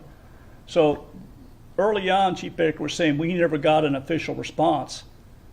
That's true, but immaterial. You don't get an official response if you say no to the GroupMe text, okay? And so on the 3rd, the same thing happened. Now, there's been questions on social media from the public, which I think is important to talk about, is they're like, how did you know that water's going to rise that high on July 2nd? And we didn't. Nobody anticipated that much rise, in all fairness. What we do is, in the emergency service department, it's very common to say, we think something might happen, so let's pre-deploy resources so if something does happen, we're in the theater ready to make rescues. Because if you operate in a reactive fashion, you're 8 hours behind the game. So if we would have said yes to either one of those requests, and our special operations people were already starting to pre-roster people and getting these crews ready to go based on the hope that they would, we would have been in the theater of operation in Kerrville, pre-staged, the late afternoon on the 3rd, before one drop of water has risen in that area. That's how good emergency response agencies operate, and it's very common. Another thing that has been brought up in social media is, hey, maybe the chief was doing a good job of protecting resources, and we need those resources in Austin. Our special operations crews are stellar. They know what they're doing. They do this all the time.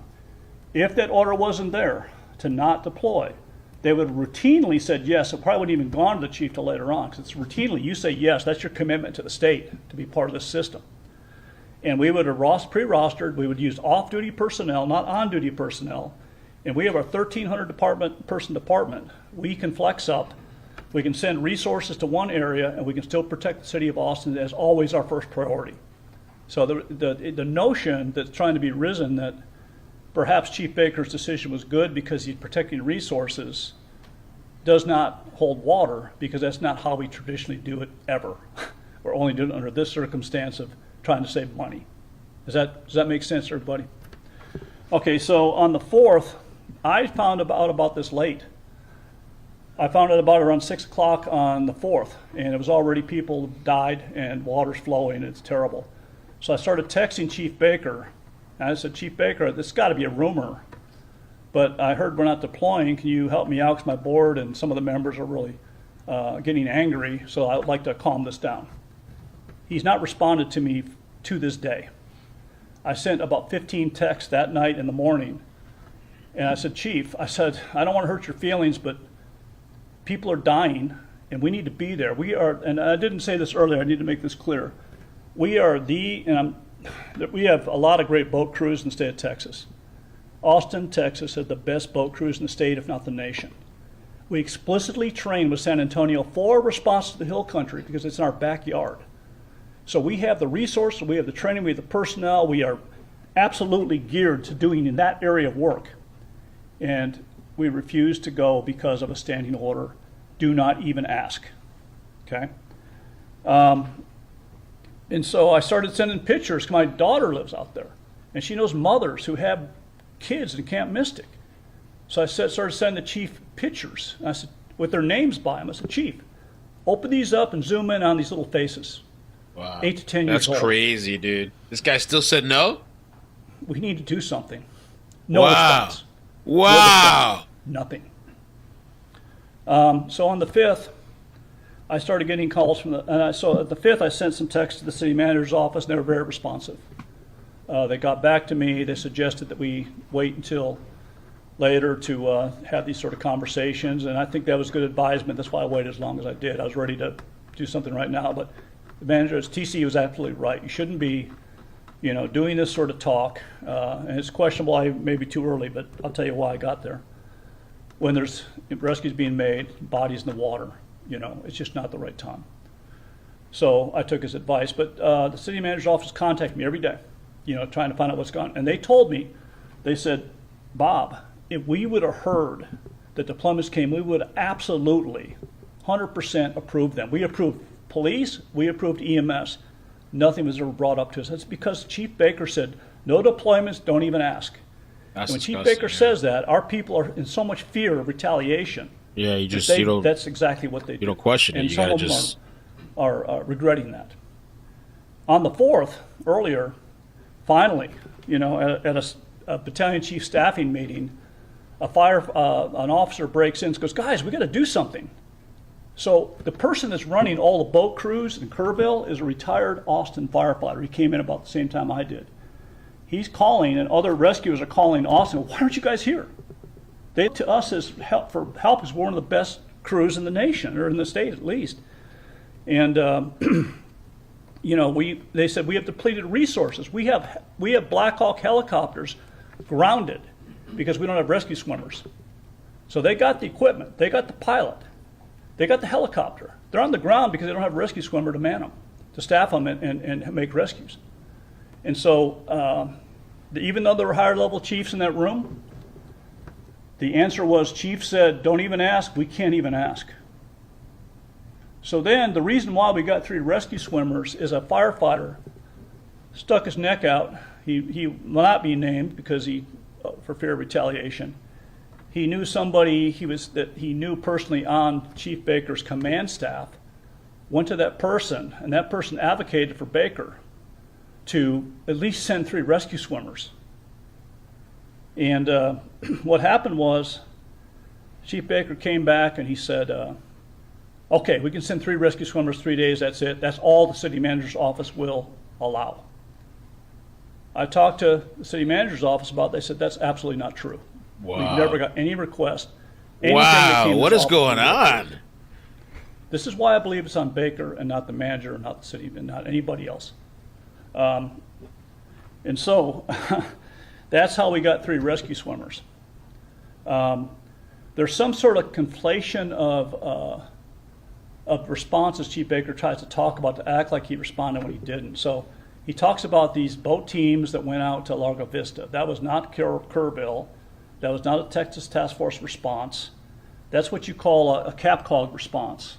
Some people might call it something different, but we have a CAPCOG area is 13 counties that we have a special mutual aid agreement with that we will respond in times of need. For real. Yo, Adrian, I was thinking that. Resource, so we actually had to brown out They need to a protect fire this guy. station to do it, to help out Lago because they were having so much difficulty with the rescue situation. Yeah. So of course, and that wasn't under his moratorium, by the way. So that was a CAPCOG response. That was not part of the letter I showed you earlier. So when he's talking about that has nothing to do with Kerrville. Has nothing to do with Texas Task Force 1 deployment. Like many people in public information offices do these days, they try to conflate, confuse, and attack my credibility to hide the facts. Just plain and simple. And so we started finally sending some resources, I believe because of the pressure we started putting on the city manager and the fire chief's office to do it. I found out today that the city manager's office has talked to TIFMAS and Texas Task Force 1, and they are explicitly requesting that any deployment you have, send it to the city manager along with your regular channels. We want to make sure we don't miss it again. Indicating to me again that this is stopped at Chief Baker with some misguided idea that he's saving money somehow by doing this, which he's not. Wow. Over the lives That's of the people we're sworn to protect. That is incredible, dude. And so I could go on and on, but I've gone on long enough. I'll be happy to stand for questions. Do you think this situation is going to impact the public's trust with Austin's fire department? Yes, it should, and that's my whole purpose, is to restore public trust. Years ago, as a battalion chief, I was running a fire, and some citizens came to me and said, "You guys did a great job, thank you." And I almost broke down in tears. We did not do a good job on that fire. And what I realized is that people trust us, even when they shouldn't. This guy's exposing it. Professionally, I've always told myself, we be honest, but we do right when we do wrong. That's how we restore the public trust. Hiding this doesn't restore public trust. Transparency and accountability is what will restore the public trust, because you have amazing, some of the best firefighters, if not the best firefighters. I'm not just saying in the world, in Austin, Texas. They care, they're trained, they're in good shape, they're the best. All you got to do is, you don't have to tell them to go, you got to hold them back, if anything, right? We need a chief that cares as much about the public as just firefighters do. Hey, Bob, I want to ask about the timeline. So you said the informal requests from TIFMAS came in July 2nd and 3rd. Yes. Chief Baker says he didn't know of any request until July 4th. Yep. Do you have any reason to doubt that, or do you think he's accurate? Well, the reason to doubt it is kind of what I said. So it's probably likely he never saw it, because he had an order to not deploy and don't even ask. So the reason he didn't see it was because he ordered them not to show it to him. So that's the answer to that. The reason he finally saw something on the 4th was because somebody literally went around the chain of command at their own personal risk, found somebody else could advocate, and that's how the chief got the request. Does that answer your question, sir? Okay. You said the chief hasn't responded to your text still that you sent last week. When he does respond, or when you eventually see him, what's the conversation that you want to have with him? You said you guys are good friends, and you don't. Well, I didn't say we're good friends, but he's a fine person. You know, I like him on a lot of different levels. I don't like some of the attributes about him I discussed. You know, I don't know. I haven't even thought about that. This is kind of like, I'm coming at him pretty hard, right, with very serious allegations that you probably caused loss of lives by your inattention and inability to deploy. Potentially savings of money. And so, to save money, you're worried about funds and shit. The relationship's pretty frosty, so I don't know that it'd be a great conversation. I'm trying not to be personal, although I probably have, even in this meeting, been a little bit, and I apologize for that. It's kind of hard to separate the person from the decision sometimes. Is there a certain criteria that has to be met before deploying these firefighters to certain floods, or? Under normal conditions, no. So when you become a partner in a statewide response group like that, Texas Task Force 1 or TIFMAS, it's kind of it's a relationship, it's a commitment you're going under through an MOU where you're expected to respond if you're asked, and that's why you enter into that sort of agreement. And so normally, I asked some of the special operators in Austin what normally would happen. They'd say the grouping texts come down. We would say yes. Not even ask the chief. We would say yes, because that's what we do. That's what we promised to do. We'd start pre-rostering to get people ready to go. Then the formal request comes down. We send up the changes as a formality, because you've already signed an agreement that you're good to go, except under extreme circumstances. That's why you have the right of refusal. It could be that all your vehicles are broken down, or it could be that Austin really is under siege. You know, we really can't spare anything. He's a real one. B, C, these leaders usually cover for each other. Here you go, King Crown. Yeah, but you remember what they did to the fire chief in California? They got rid of her ass. They took her off the roster. So normally we would go. It's not even a He's question, the association. That's what we committed to do by being a part of that response group. They'll deep six you and get rid of you. Remember that fire chief that spoke out against Mayor Bass? Ooh, they got rid of her ass. You haven't heard of her again. I don't know if she's alive. I do. How many Austin firefighters would have ended up going, and what kind of equipment would have been? You would have started off with, it depends on what they request, right? But you always would start off with at least one boat team, which is a boat of 6 people with 2 boats. A lot of those resources are provided by the state of Texas, by the way, as part of this response group. We'd probably send some search and rescue, some SAR individuals, maybe up to 8. It's possible if we knew helos would be there, which we might not have known on the second or third, we would have started resourcing rescue swimmers. But at the very least, you would have had some. At the very, very least, you would have had a boat team, which is 2 boats and 6 people. And it ended up being 3 deployed this weekend? It ended up being no boat crews, no search and rescue crews until recently. I think the pressure we put on and the help you've given me has done that. The rescue swimmers are very specialized. Everybody in special operations is a rescue swimmer, but the ones that dangle from a helicopter, we probably have 8 or 10 of them, maybe 11.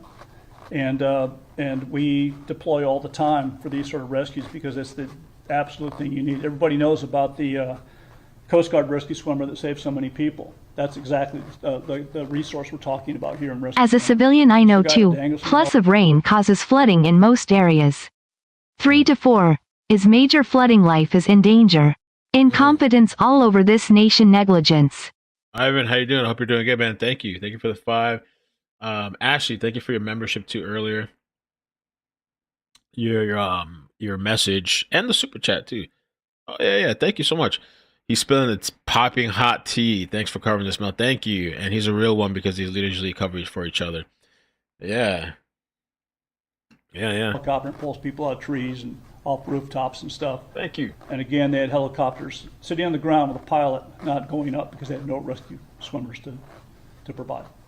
Have you been in touch with anyone at TDM about the request and the delayed response and what difference that could have made?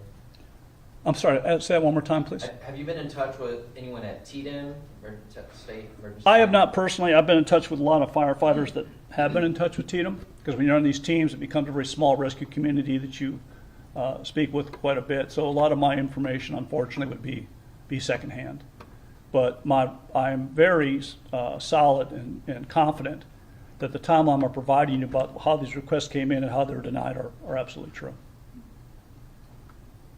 Is there anything that you would say to these families that felt like they were left without any help?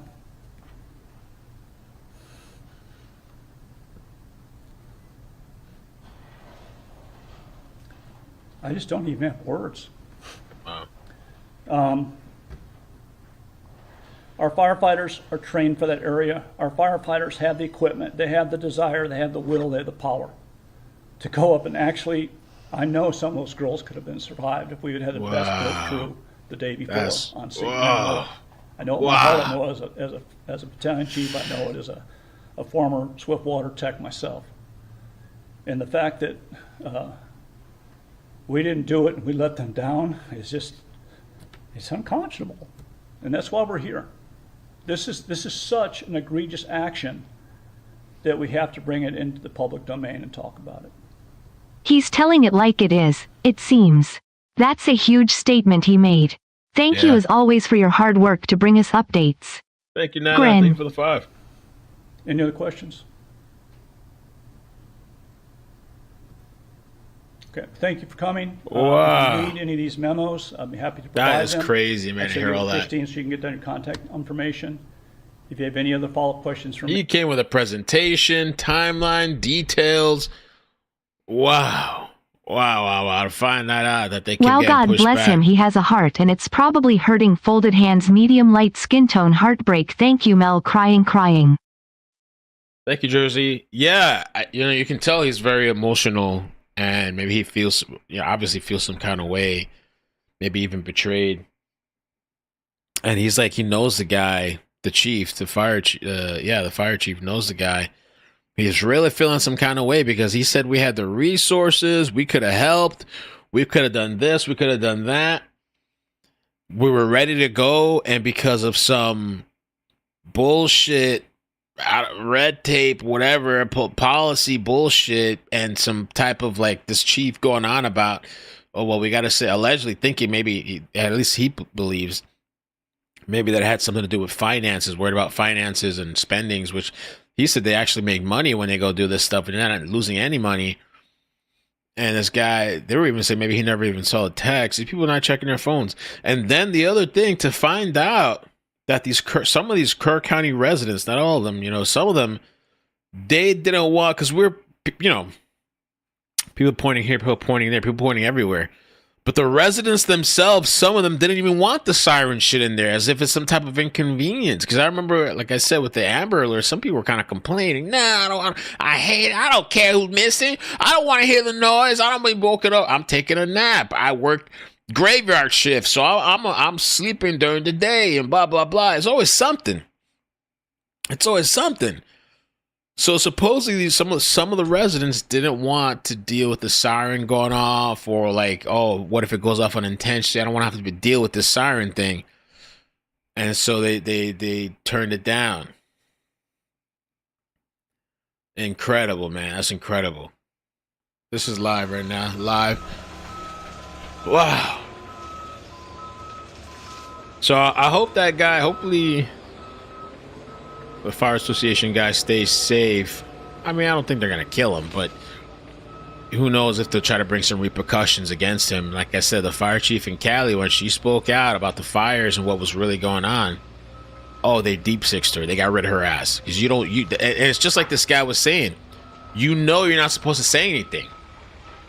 The order comes down, you cannot say anything otherwise. Look what happened to the fire chief. If you speak up and tell these people, she went on national TV and told them about the budget cuts and all that stuff too. If you speak when you're out, the emergency management coordinator for a town, the buck stops with you. Dub Thomas is the EMC for Kerrville. Well, I think that's the person they were talking about in the first press conference. What happened to the EMC? And then they really didn't want to talk about it. I didn't even know the guy's name. Thomas is the EMC for Kerrville. These people, these emergency personnel, that's your name, emergency, whatever it is, emergency management. You're supposed to manage emergencies. Baker has a response. Oh, he has a response? Okay, I'll try to find it. It's not true. Let's see. We'll see if we find Baker's response.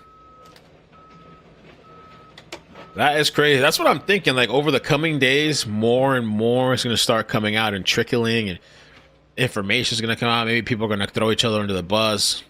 At some point, hopefully find out what's the real deal with all this stuff. And what's jarring, too, is that he was saying, too, that he feels like lives could have been saved. Some of those kids could have been saved if they would have been able to go the day of, first day.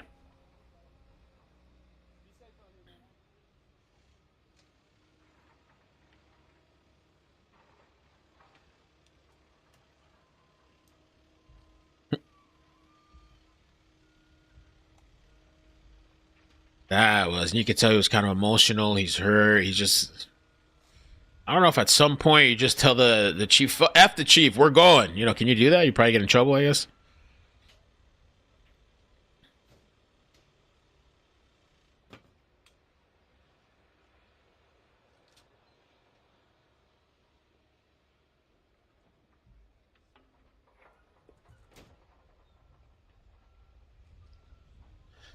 Janice, I saw your email. Thank you so much for that.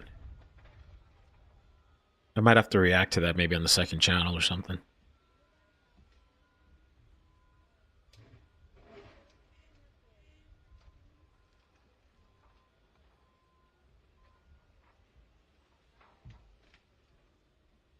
Okay, let's see. Baker. A place where hundreds of kids come to every year should have Sirens River Sensors staff awake watching the river. The mayor refused help from the start. A place that has hundreds of kids come.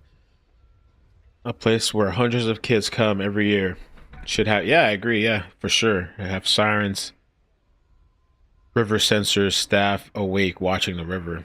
The mayor refused to help from the start.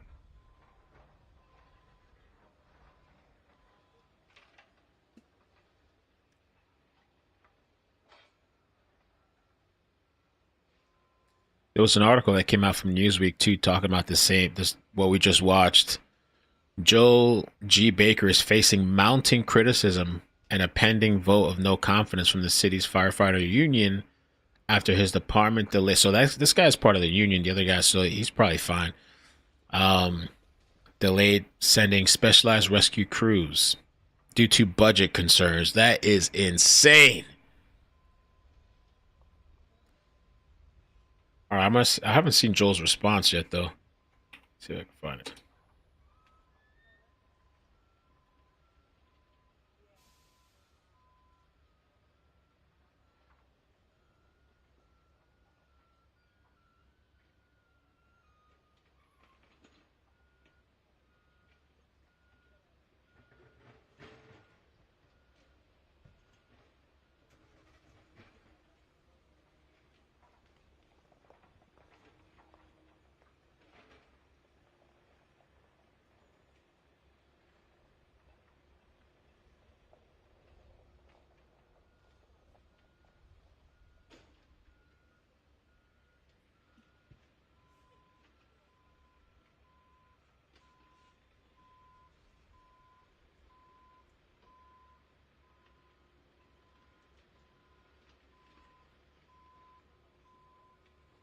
That's crazy, bro. Budget. We're worried about the budget.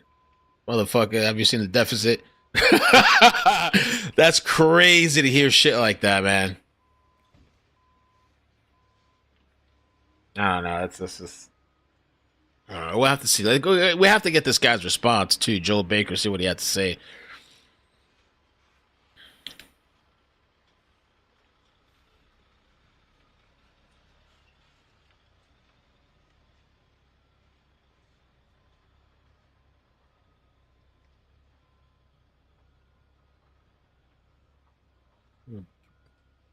Computer is becoming a little... Oh. Screen froze.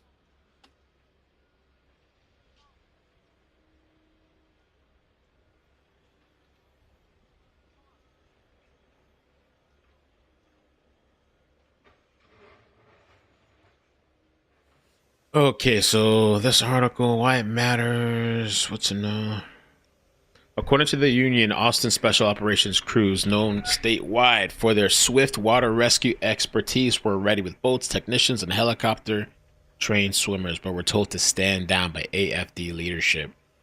By the time a small contingent of 3 rescue swimmers were deployed on July 4th, this is what the guy was saying, Bob. At some point, there was some approval allowed, but only 3 rescue swimmers on July 4th. The union said much of the damage had been done.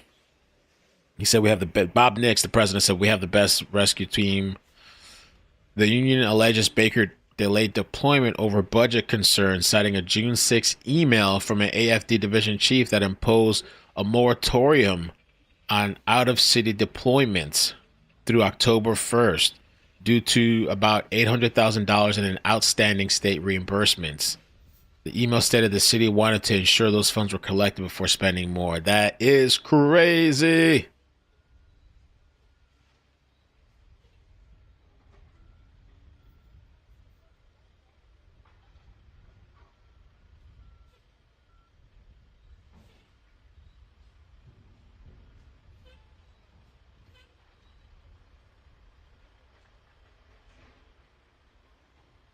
Okay, in a Facebook post, the union called Baker's decision a dereliction of duty. Oh, yeah, we did talk about that a little bit.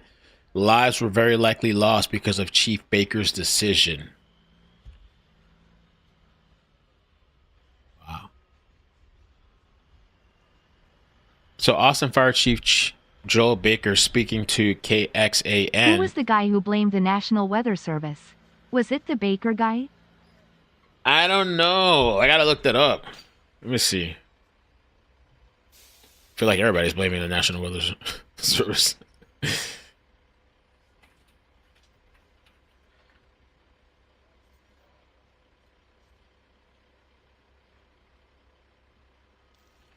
me see. I said as of now, Fire Chief Baker has not directly blamed NWS in public statements. However, there has been indirect deflection happening. According to reporting, including the Austin American Statesman article, The Austin Fire Department's internal justification for delaying the deployment of the specialized rescue team included citing on budget constraints and unclear forecasts. Not an explicit attack on NWS, but more like a passive shrug.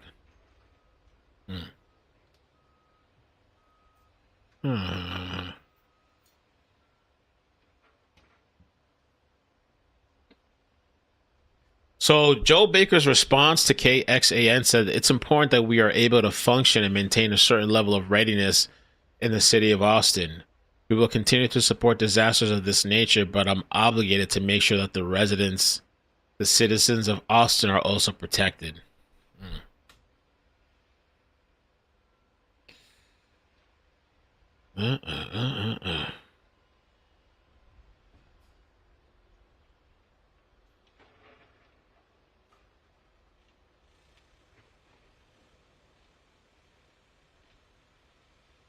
2 hours ago.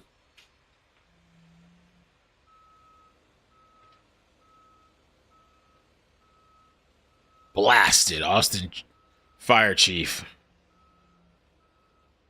Austin Fire Department plans to host a no-confidence vote for the fire chief. The issue deals with how Chief Joel Baker responded to the recent flooding in Kerrville. The Austin Firefighters Association claims that Chief Baker delayed sending firefighters to help with rescue efforts in Kerrville until it was too late. Union President Bob Nix will speak at 11 a.m. this morning. That's what we just watched. To talk about Baker's decision. Now, we reached out to Chief Baker for comment. He responded with a statement that says, in part, quote, the Austin Fire Department must also prioritize having sufficient resources in our own community, given the unpredictability of this weekend's storms and the risk for catastrophic flooding in our immediate area, end quote. Chief. So we're just looking after ourselves. We got to look after our own city, man. We ain't got time for the other people dying. Wow. I understand having to have some resources back, but damn, man, this was like...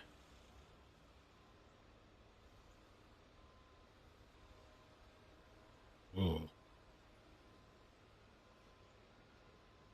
One coastie swimmer saved 165 people on the first day. Imagine what a full Austin contingent could have done. Yeah.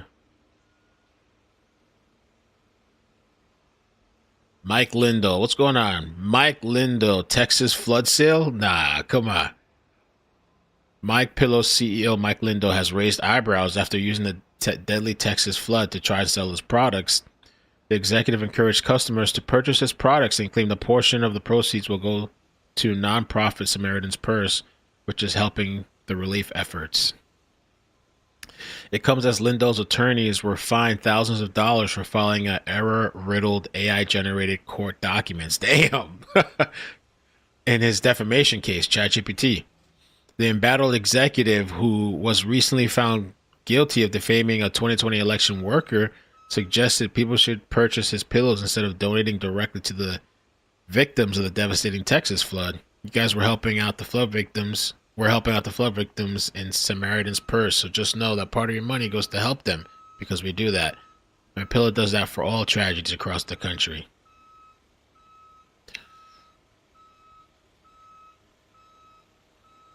Oh, he has a promo code Texas. Oh, Lord. Is that really a promo code?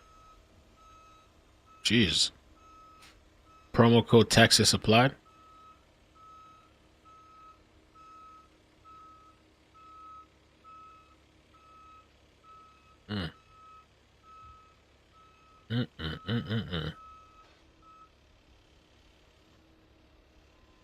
According to the judge, Kacharoff admitted to using artificial intelligence, claiming he used to check a document he had written. Oh boy. Lord.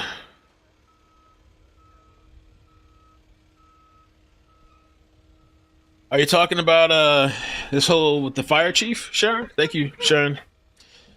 That's crazy, because I had mentioned it the other day, but I didn't know it was to this extent. And so he's going to have to respond more than just a little statement, I think. Because now I think they're going to vote him out of there. I think that's what's happening. Fire union head seeks to vote no confidence for chief. He's a danger. He's a danger to the citizens. If he's not going to be able to make decisions, he's just going to sit there and wait it out days after and finally make a decision. We need people that act. We can't have somebody just sitting there and just not doing shit. We got to move.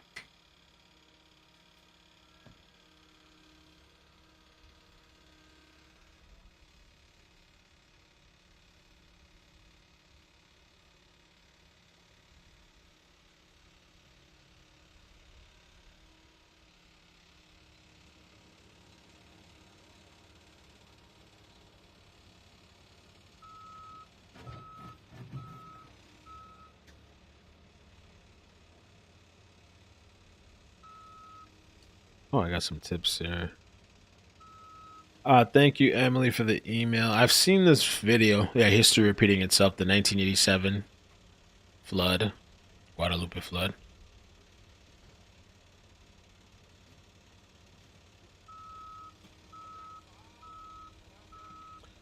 Lori, thank you for the email. Says, please tell. Let me see if I can pull this up.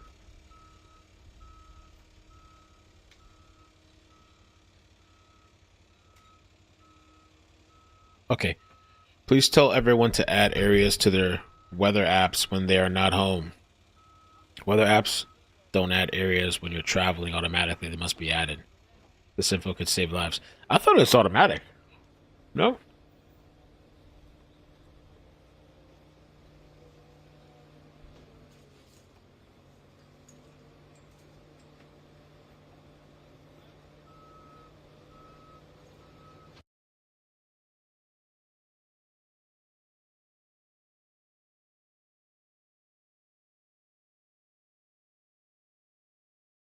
What happened? Oh, they cut the feed? All right, let's see what else.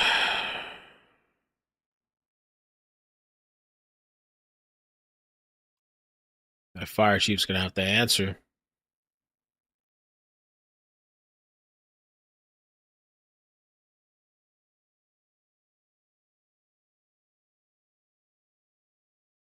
Wildfires. Oh, Abbott's about to. Oh, that's tonight. That's later today. Abbott's gonna talk.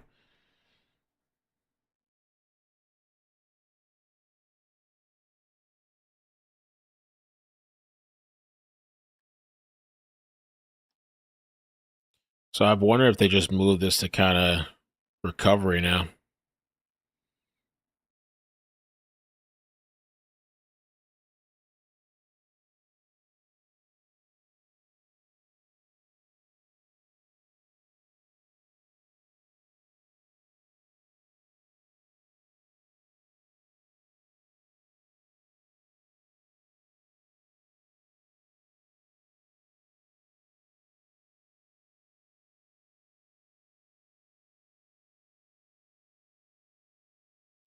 Crazy, crazy, man.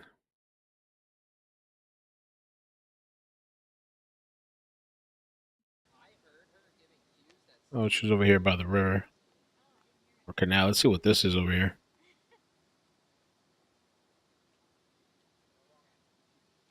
This is the Guadalupe. This is Kerrville, live in Kerrville.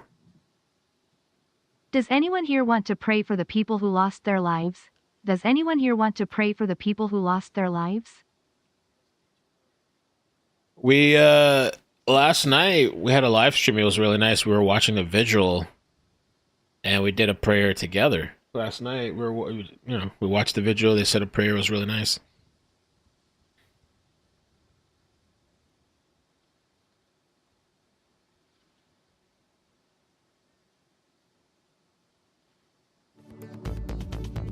$5.12 gal. That's a fair point. Let me find out where the sound is coming from. Hold on. Oh, it's probably this. Yeah, it's AP. All right, so let's take a look. The water is rushing and flowing, but I don't know if that's regular flow. You can see the debris. People are just walking across. Oh, these are probably the people search efforts or recovery efforts.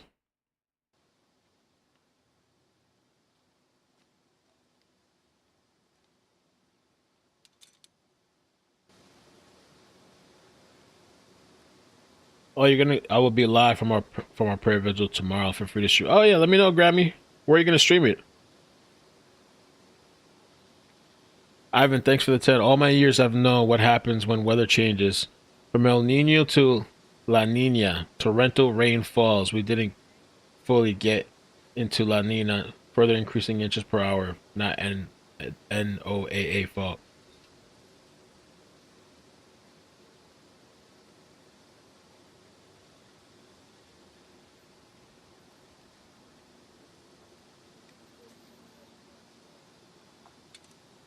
How many people are missing? From the camp, let me see. From the camp, I thought I heard, did they upgrade it to 5? 5. It says approximately 23 people missing, 10 camp girls. I thought I saw somewhere it was 5 left, 5 camp girls, but over here it says 10 camp girls and 1 counselor. Total of 23 still missing.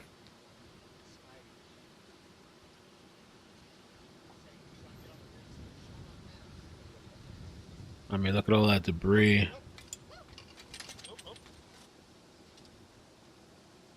Well, it's a good thing that didn't happen live on the air. Did it just fall off of its hinges? The pole slid out. Oh, the pole slid out? Yeah, it's a little loose.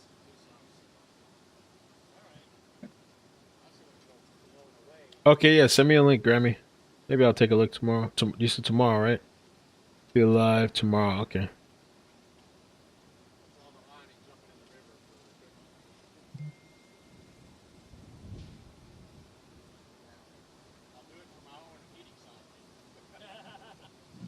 Thank you, Teresa, for the 10 too. Yeah, you should come to the. Well, I mean, you know, virtually, I guess the visual thing was nice last night. We tuned in for a bit. They did a prayer.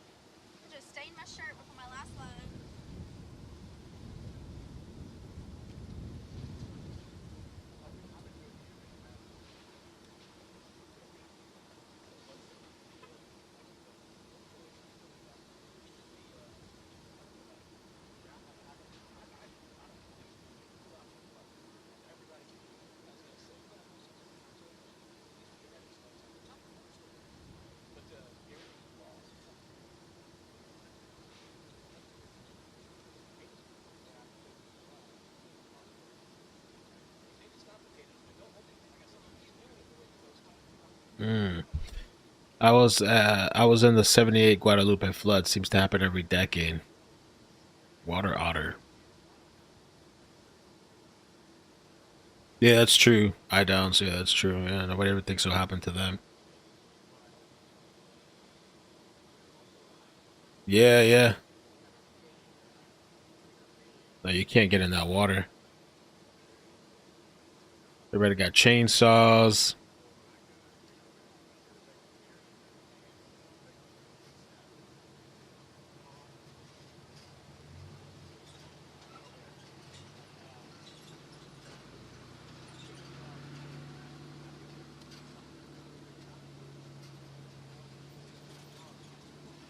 I got the car open for you if you want to go sit in there. Thank you. The back seat's available or the passenger, whatever you want. They're saying, I know this is unrelated. Trump explodes at reporter asking about Jeffrey Epstein. Yeah, sure. If Okay, could I just interrupt for 1 second? Are you still talking about Jeffrey Epstein? This guy's been talked about for years. You're asking, we have Texas, we have this, we have all of the things. And are people still talking about this guy, this creep? That is unbelievable. Do you want to waste the time, and do you feel like answering? I don't mind answering. I mean, I can't believe you're asking a question on Epstein at a time like this where we're having some of the greatest success and also tragedy with what happened in Texas. It just seems like a desecration, but you go ahead. Sure. First, to back up on that, in February, I did an interview on Fox, and it's been getting a lot of attention because I said I was asked a question about the client. I think people's questions about Epstein are very valid. I mean, there was kids that were trafficked and all kinds of people abused and all kinds of stuff, and with some very big people allegedly involved. And now it's just like, oh well, almost as if it didn't happen. No, the list doesn't exist, and blah blah blah. So some people are just, I guess, and the part of the campaigning thing is that we're gonna release all these files. You know, and then honestly, the one thing I'll say is that, you know, he said, oh, you know, it's good news, this and that happening, I guess. But, and then like, oh, we're talking about Texas, but you guys have barely talked about Texas. Barely. I mean, a 30-second snippet, to be fair, you know. So the Texas thing, you can't really bring that up and say, oh, we're bringing that up while we're talking about Texas. Barely. It's always like these little snippets that we have to find online, a 10, 20, 30-second snippet. You know. So, but I'm, you know, waiting till Friday. We'll see on Friday. He's going to go visit Friday. I understand. I guess doesn't want to get in the way. But the Epstein stuff is I think it's valid. I think it is. People have questions. I mean, I don't know. What's going on here?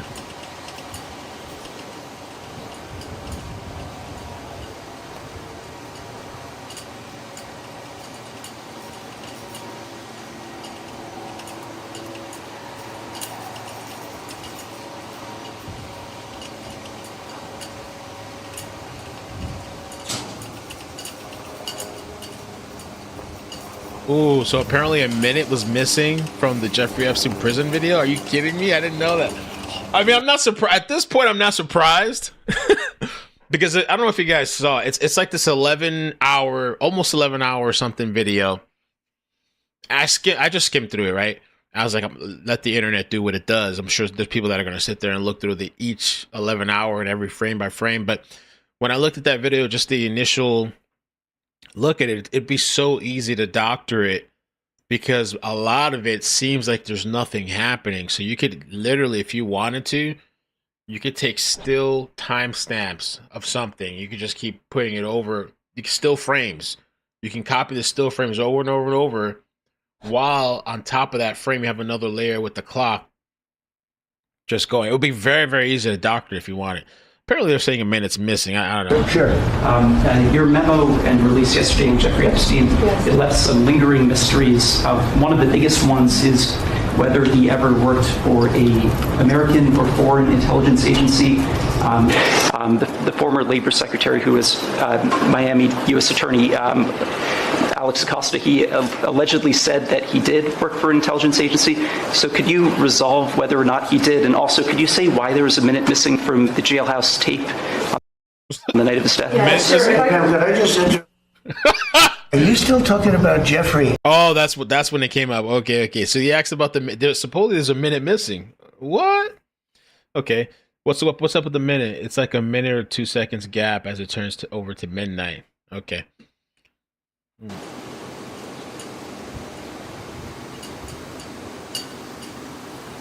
Well, I guess whatever, those secrets are gone with Epstein, I guess. And the people that helped destroy whatever was there.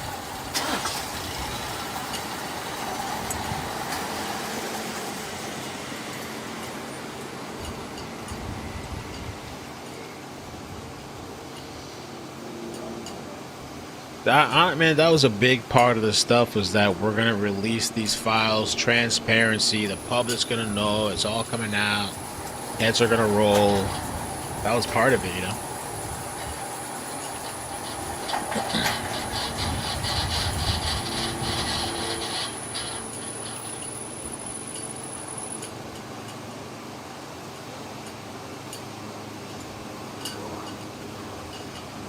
Oh, I gotta watch that video, CoffeeZilla. He did it on his other channel, right? He has a Void something. I started watching a few seconds. I stopped. I got distracted because you know my ADD ass. I started to watch it and I stopped. CoffeeZilla. I might have to check him out. Check out what he did on that.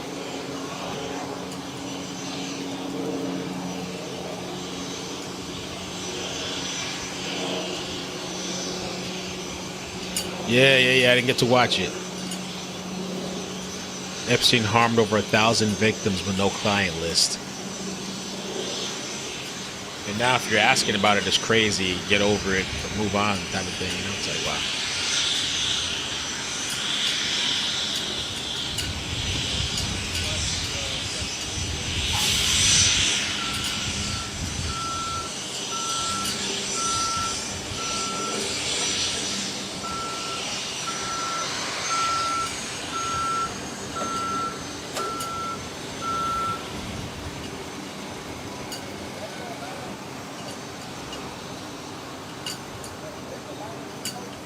Kohlberger signed confession.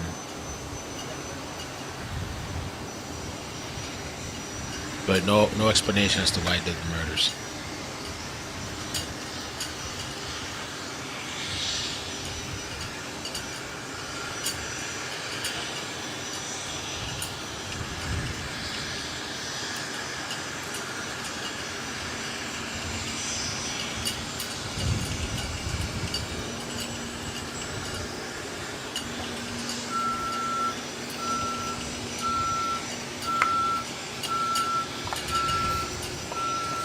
Urgent, Sandy Creek, Austin. I don't know why they changed the view. I wonder if these are the choppers that are going to head out, maybe. Pete Doc posted their specific need tasker. Sandy Creek, Austin. I understand we're tasked out very thin. Any teams in the Sandy Creek area operations, please watch and respond as resources come online. Okay.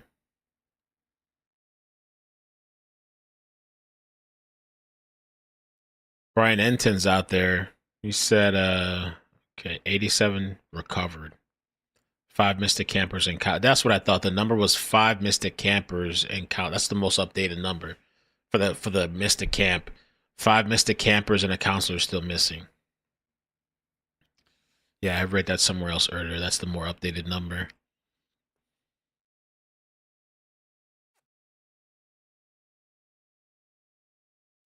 Oh man, so there's this whole okay.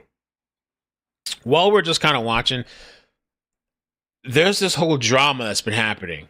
Okay, let me kind of just bring you into this a little bit because I've been following a little bit of it and it's kind of intriguing to me. And so if you guys have been following, let me tag Cinema on this because Cinema Shogun, I like his channel. I watch it when I can. And he's been covering the Carmelo stuff. I cover it when I can, but he's been like in depth covering all the details of it. And so Sarah Fields, I like her account. I like what she does. She does a lot of research, posts a lot of information. And she's been covering the Carmelo thing too. Now, Charleston White, he's a character. This guy's a character. He's just, I wouldn't even know how to describe this guy. If I had to describe, I wouldn't know how to describe him.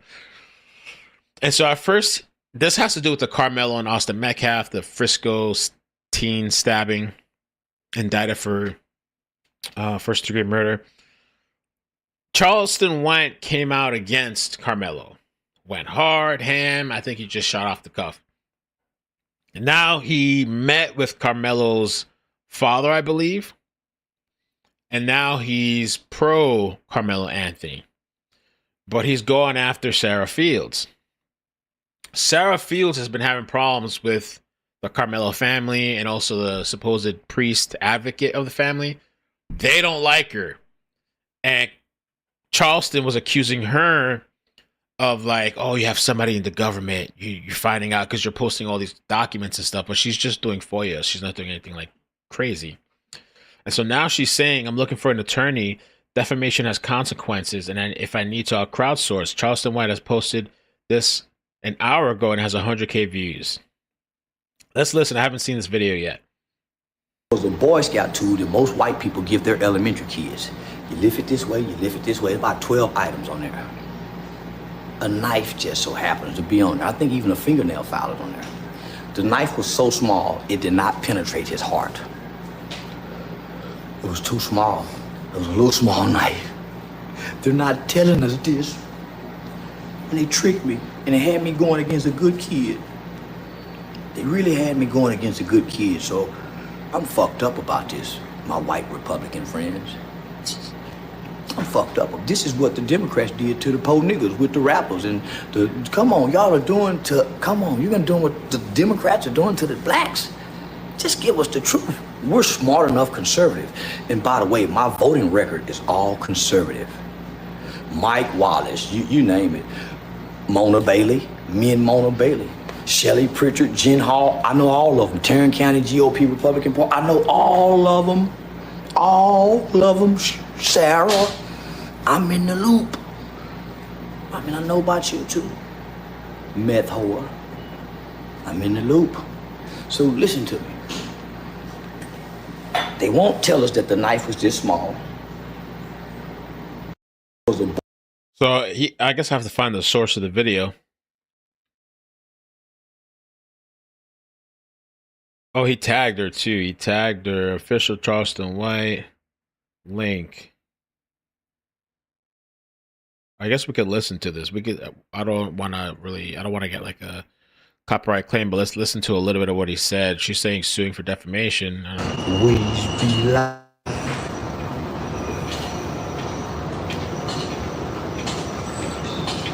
Has 100,000 views in 3 hours. Charleston White breaks down real facts about Carmelo Anthony case. The precinct chair for the Republican Party. Very racist lady. She's spreading a bunch of lies. Okay, so you're saying she's a racist lady spreading a bunch of lies online. Her and Jeff Metcalf. Now, that Jeff Austin's dad. That guy has been like a rag doll, man. From having his kid murdered to the Carmelo people coming for him to the right, extreme right people that some of the people that were like, there was that rally, I forgot what the rally was, but they turned on him too. I forgot the guy's name. You guys remember the rally we covered? White Pride or something like that. Or I don't forgot what it was. But he didn't want to go. And so they turned on him too. They cursed him out. He's got it from the left, from the right, in the middle, in between, from the family, everybody. That guy's just been all this. Just oh my god. Most people don't know about Jeff Metcalf. Jeff Metcalf is a angry, violent, abusive, Caucasian man who used to beat Austin's mom. He was very abusive. Jeff wasn't around because he was an abusive father. Used to beat the crap out of Austin's and his twin brother's mom. Divorced him early in life, would get restraining orders against him and move where he couldn't have no contact with mom. She would let him have access to the kids, but mom wanted nothing to do with you, Jeffrey. Jeffrey, you know you're the cause of this, right? Oh my God. Now, my mother always told me, Jeffrey, in Sarah J. Fields, the apple don't fall too far from the tree. The roots and the fruit is one and the same, Sarah J. Fields. Austin Metcalf dad, Jeffrey Metcalf, he's not only a bully with anger issues, he beats women, violent guy. Listen to me now. I want you to hear me good, because this is the truth. I was wrong about Carmelo Anthony. The kid is gonna beat the case. I got the facts of the case. I have the facts of the case. I have the police report. I don't believe he's beating the case. I have every document that Sarah J. Fields has. And I've been doing my due diligence, Sarah J. Fields. It's called research. It's called qualitative and quantitative research. Now, I went to Texas Western University, studying as a pre-law student. Sarah. Jeff Metcalf. So I know a lot about law, and I've beaten the law quite a bit myself. As a matter of fact, I grew up with children who kill people. I myself grew up with children, not people. I grew up with children. I spent my whole entire teenage life. He was the smallest out of the bunch, but he was the brains of the bunch. So I was the youngest, the smallest, hyped, HYPED, about HYPE. Youth outreach was highly recommended to all murder and death penalty white defense lawyers. It's from Collin County. A guy by the name of Mitch Nolte. I'm sure the judge and the prosecutor and everybody's familiar with Mitch Nolte. I used to partner with Mitch Nolte this comment because I can't see you. I'm looking out into the ocean so I can stay focused on what I'm talking about. So I can't see you with this eye. I can't see you. So if you typing, I'm looking out into the ocean so I can yeah, he has one fake eye or whatever. Stay focused and stay connected to what I'm trying to say to you. So this is the Charleston y'all don't want. He ain't funny, he don't play, he ignore the comments, he just get the message out and then he get offline, then he go by this day. She's a precinct chair and she's threatening to use her power from her precinct chair, I think District 30, to get people unelected and get people elected if they don't go against this case. So she's trying to use political power to influence and family on behalf of Sarah J. Fields because she's Jim Crow's systematic tactic where they got the people inside the courts, they got the people inside, and they're working against the Carmelo Anthony family on behalf of Sarah J. Fields because she's a precinct chair and she's threatening to use her power from her precinct chair, I think District 30, to get people unelected and get people elected if they don't go against this case. So she's trying to use political power to influence and persuade this case. That is what Sarah J. Fields has partnered with Austin's family in trying to do. The mom wasn't too much in it. The mom's really been grieving.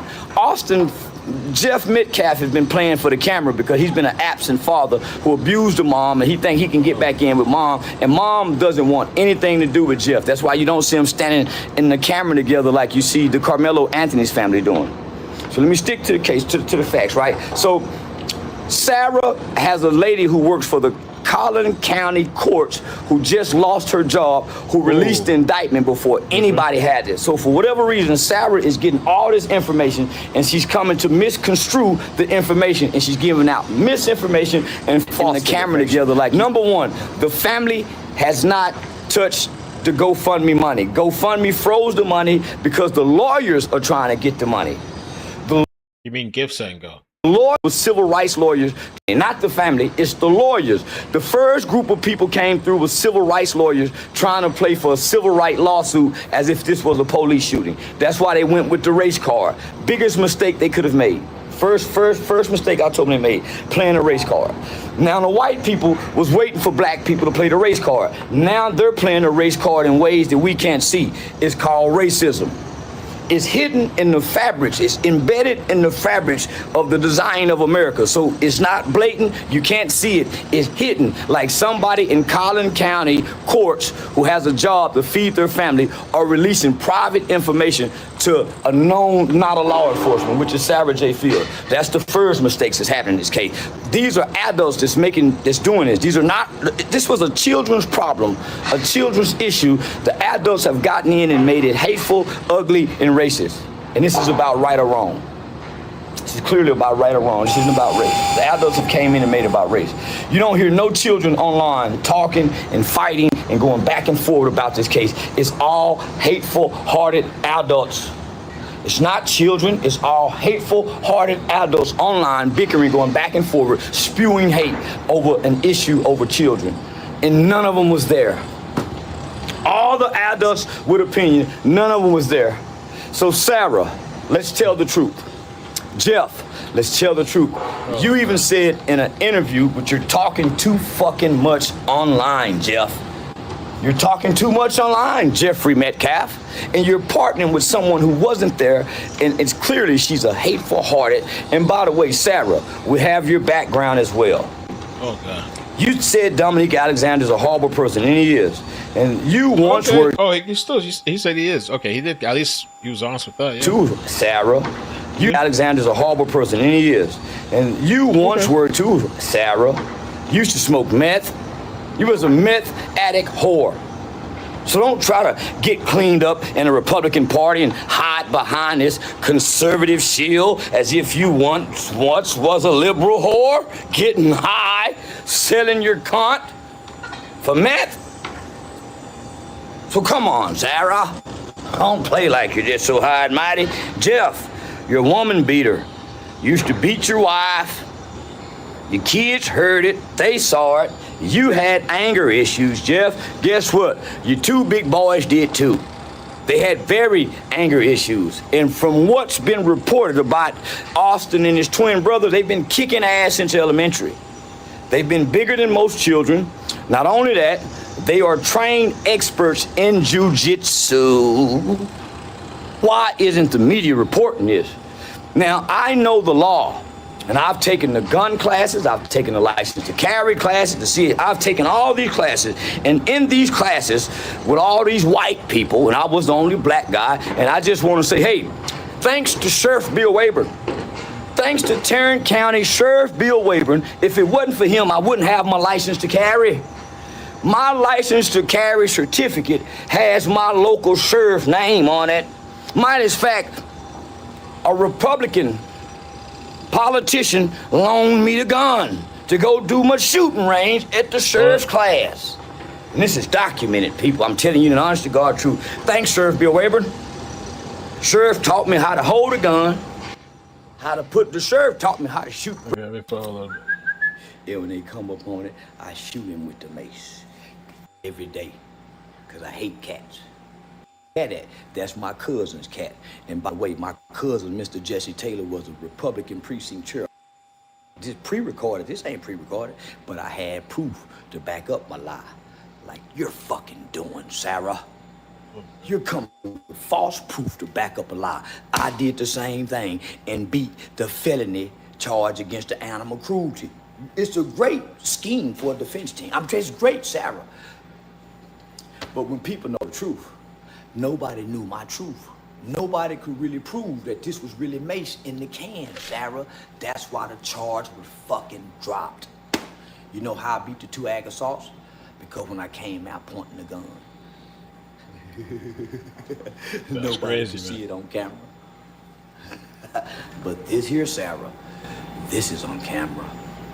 So let me break the footage down since nobody wants to see it and everybody's taking Sarah's word with this somewhat of a truth to support a lie. When under oath, I let my lawyer talk for me.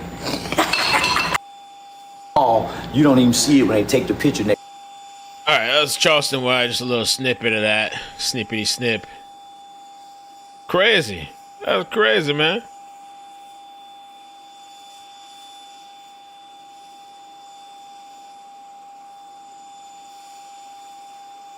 Oh.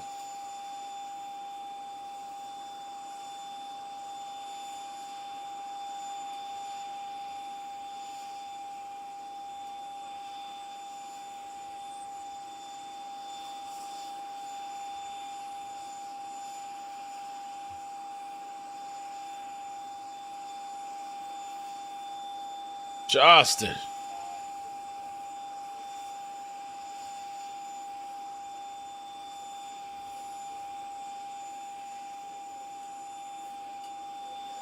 I don't know, so I guess it's getting messy.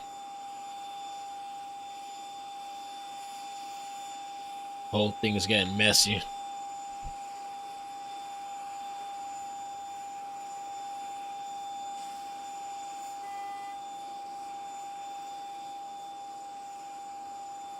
Justin, it's on to the next one.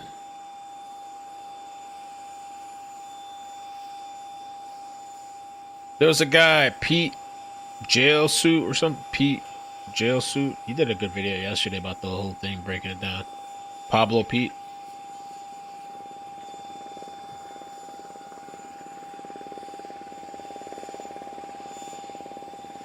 Jumpsuit Pablo. Jumpsuit Pablo. He had a I think it was it him?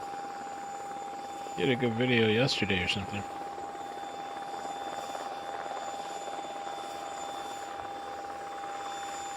Yeah, I watched this whole thing yesterday. Jumpsuit Pablo did a good video speaking about the whole thing and counteracting it, but looks like I wonder what they're getting ready to do here. They're flying on a mission. Nothing in the chat.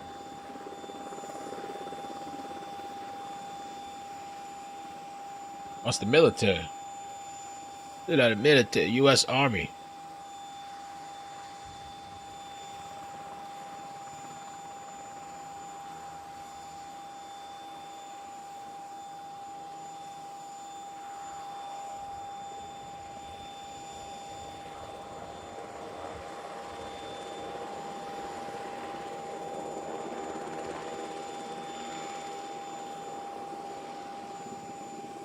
Search and rescue volunteer says we're finding some of the people have passed. Brooks Hassan, a search and rescue volunteer, said they've been finding the bodies of the dead as they search debris. We're finding some of the people have passed. A lot of clothes, a lot of kids' clothes, laundry, if you will, shirts, socks, and shoes. Wow.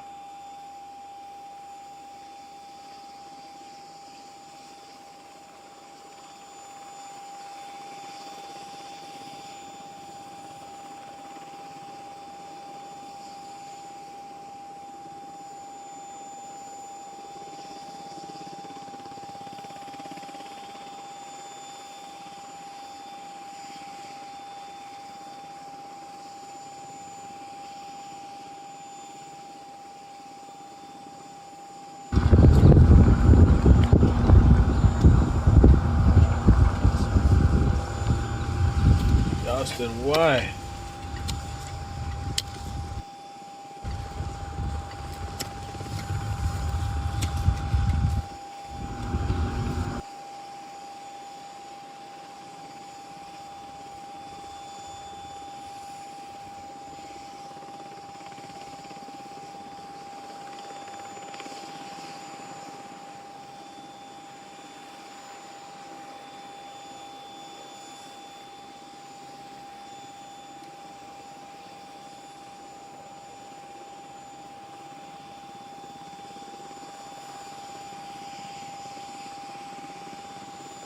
Oh, we got Chopper.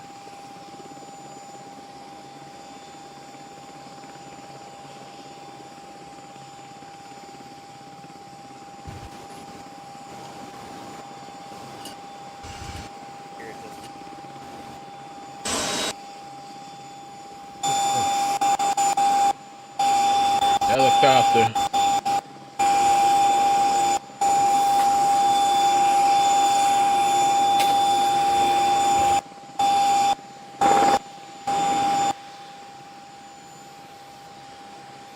There we got some helicopter.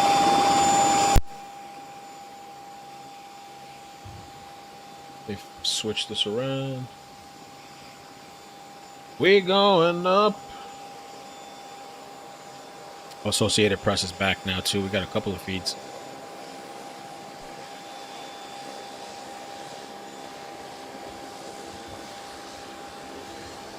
Wow. All right, check this out.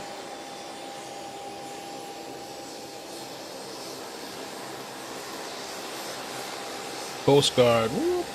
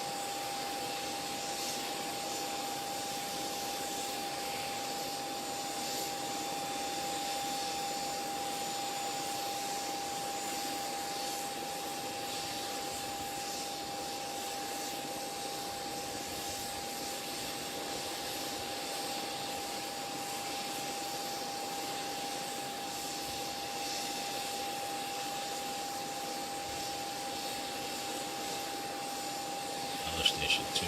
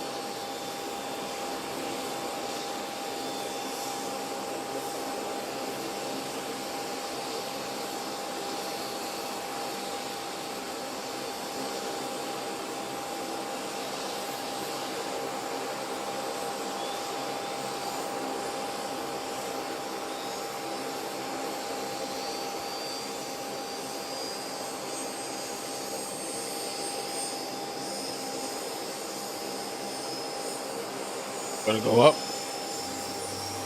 Going up, baby.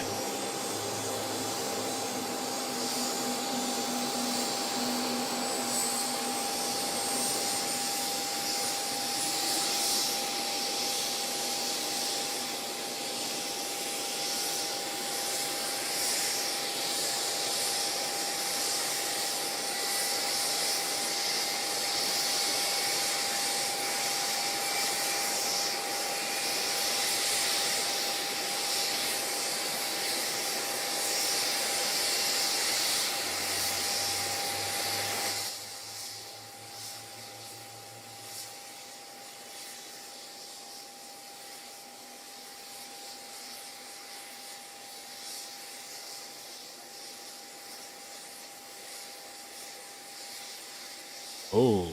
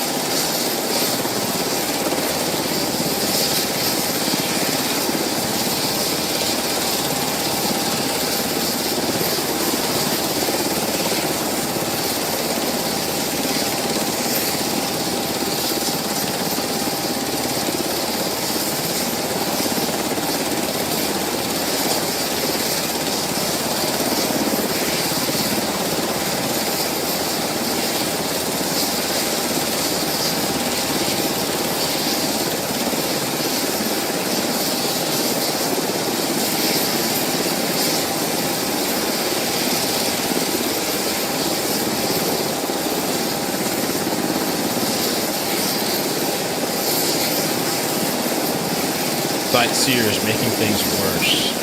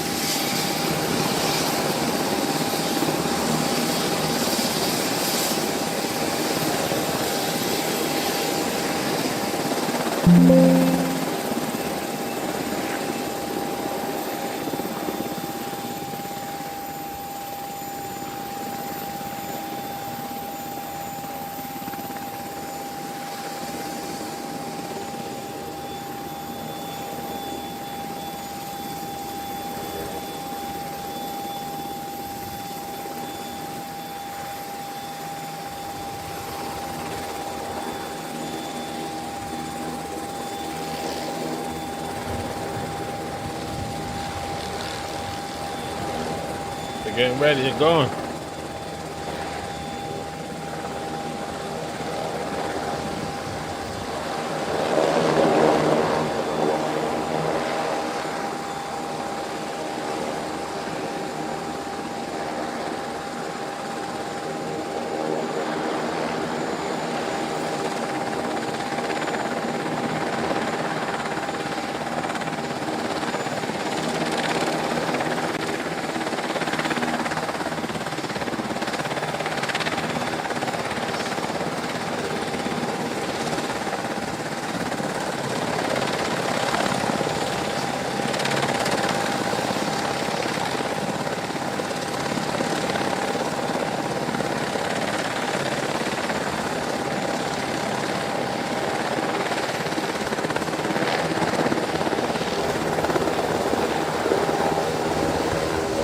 Up and away. Take off. Wow.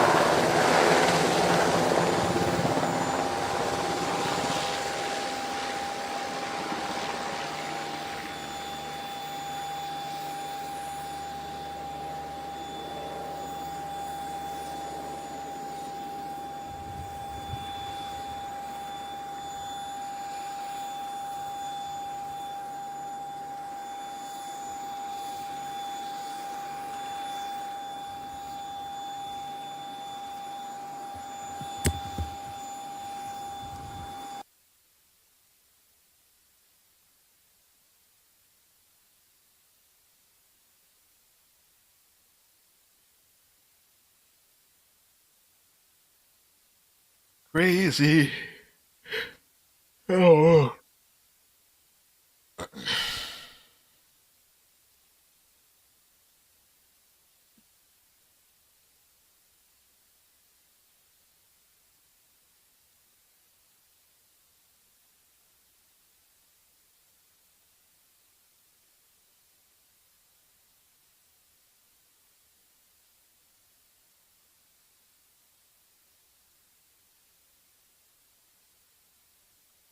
Damage.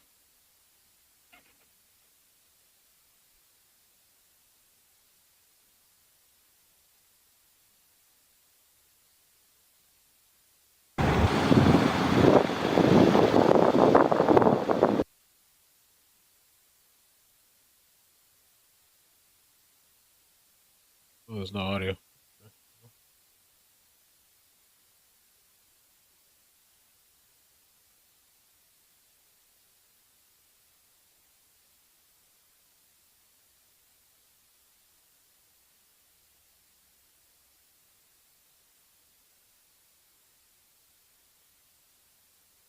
Damage.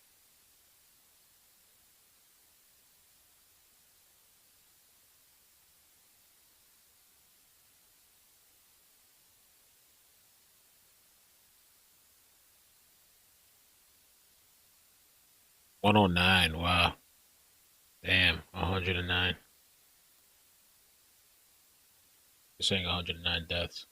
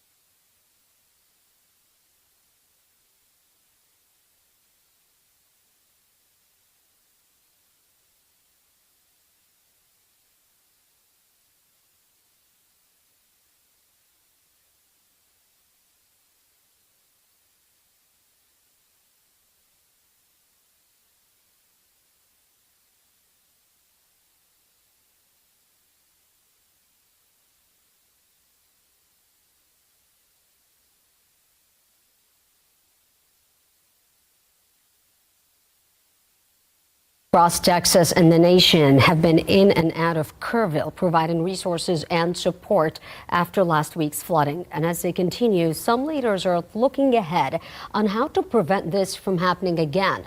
KENS 5's Stoudemire explains. I spoke one-on-one with Senator Ted Cruz and State Representative Wes Friedel, and they both say their first step is to help the Hill Country rebuild and recover. Their next step is looking at what could be done better. Ted Cruz brought up the idea on how we can improve emergency response times and what can be most effective to accomplish this. I asked him about the possibility of a siren system along the Guadalupe River, and he says it could be a possibility, but wants to review the entire situation before making a move with federal support. What do you think, in your opinion, can be done better moving forward for here in Kerr County and Central Texas and the Hill Country that you're thinking about? Well, listen, as I said, that's going to entail looking to what exactly transpired and taking time based on the actual evidence of what happened to say what would be more effective. I'm confident that conversation will play out in the weeks and months ahead. On the state side, Lieutenant Governor Dan Patrick says the state should cover the cost for sirens to be installed along the Guadalupe if Kerr County can afford it. State Representative Wes Friedel, representing the Hill Country, said, All right, guys. So I'm gonna head out for now, man. Gotta take a break. I will catch you guys later. We'll see what else happens, what develops. Crazy. Sorry, excuse me. Oof. Crazy, the new developments, man. The more deaths, more. The whole thing with the fire chief, the sirens, everything. Just a whole freaking mess. Love your channel. Thank you sincerely for all you do, Melvin. Oh my God. Patty Smith, that's so nice of you. That was really, really nice. Thank you. $100 super chat. Man, if I would have got off a couple minutes earlier or whatever, I wouldn't have gotten that. Thank you so much. Wow. Thank you, Patty. Patty, thank you. That was very, very generous of you. Thank you so much. Now you got to stay on 2 more hours, Mel. No, just kidding.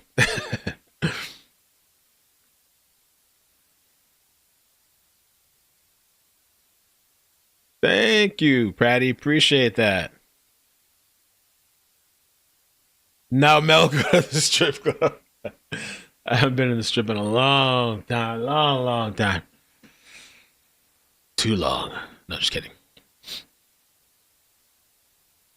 The money hole, that place.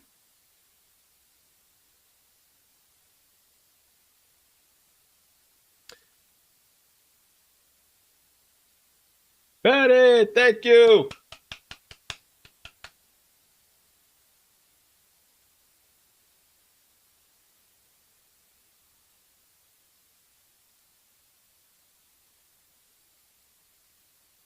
Oh, if it's so easy, then you go do it too. Time light out, side out, whatever your name is. Do it too, man. I got a kid. I got other responsibilities. You know what I'm saying? I got to do other stuff. Little hater in the chat, angry and stuff. You wish you were doing this.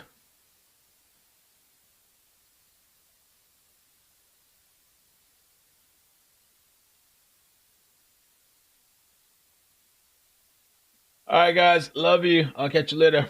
Bye. Bloop, bloop, bloop, bloop. Bloop, bloop, bloop, bloop. Peace. Bye. Thank you so much, Patty. Gracias.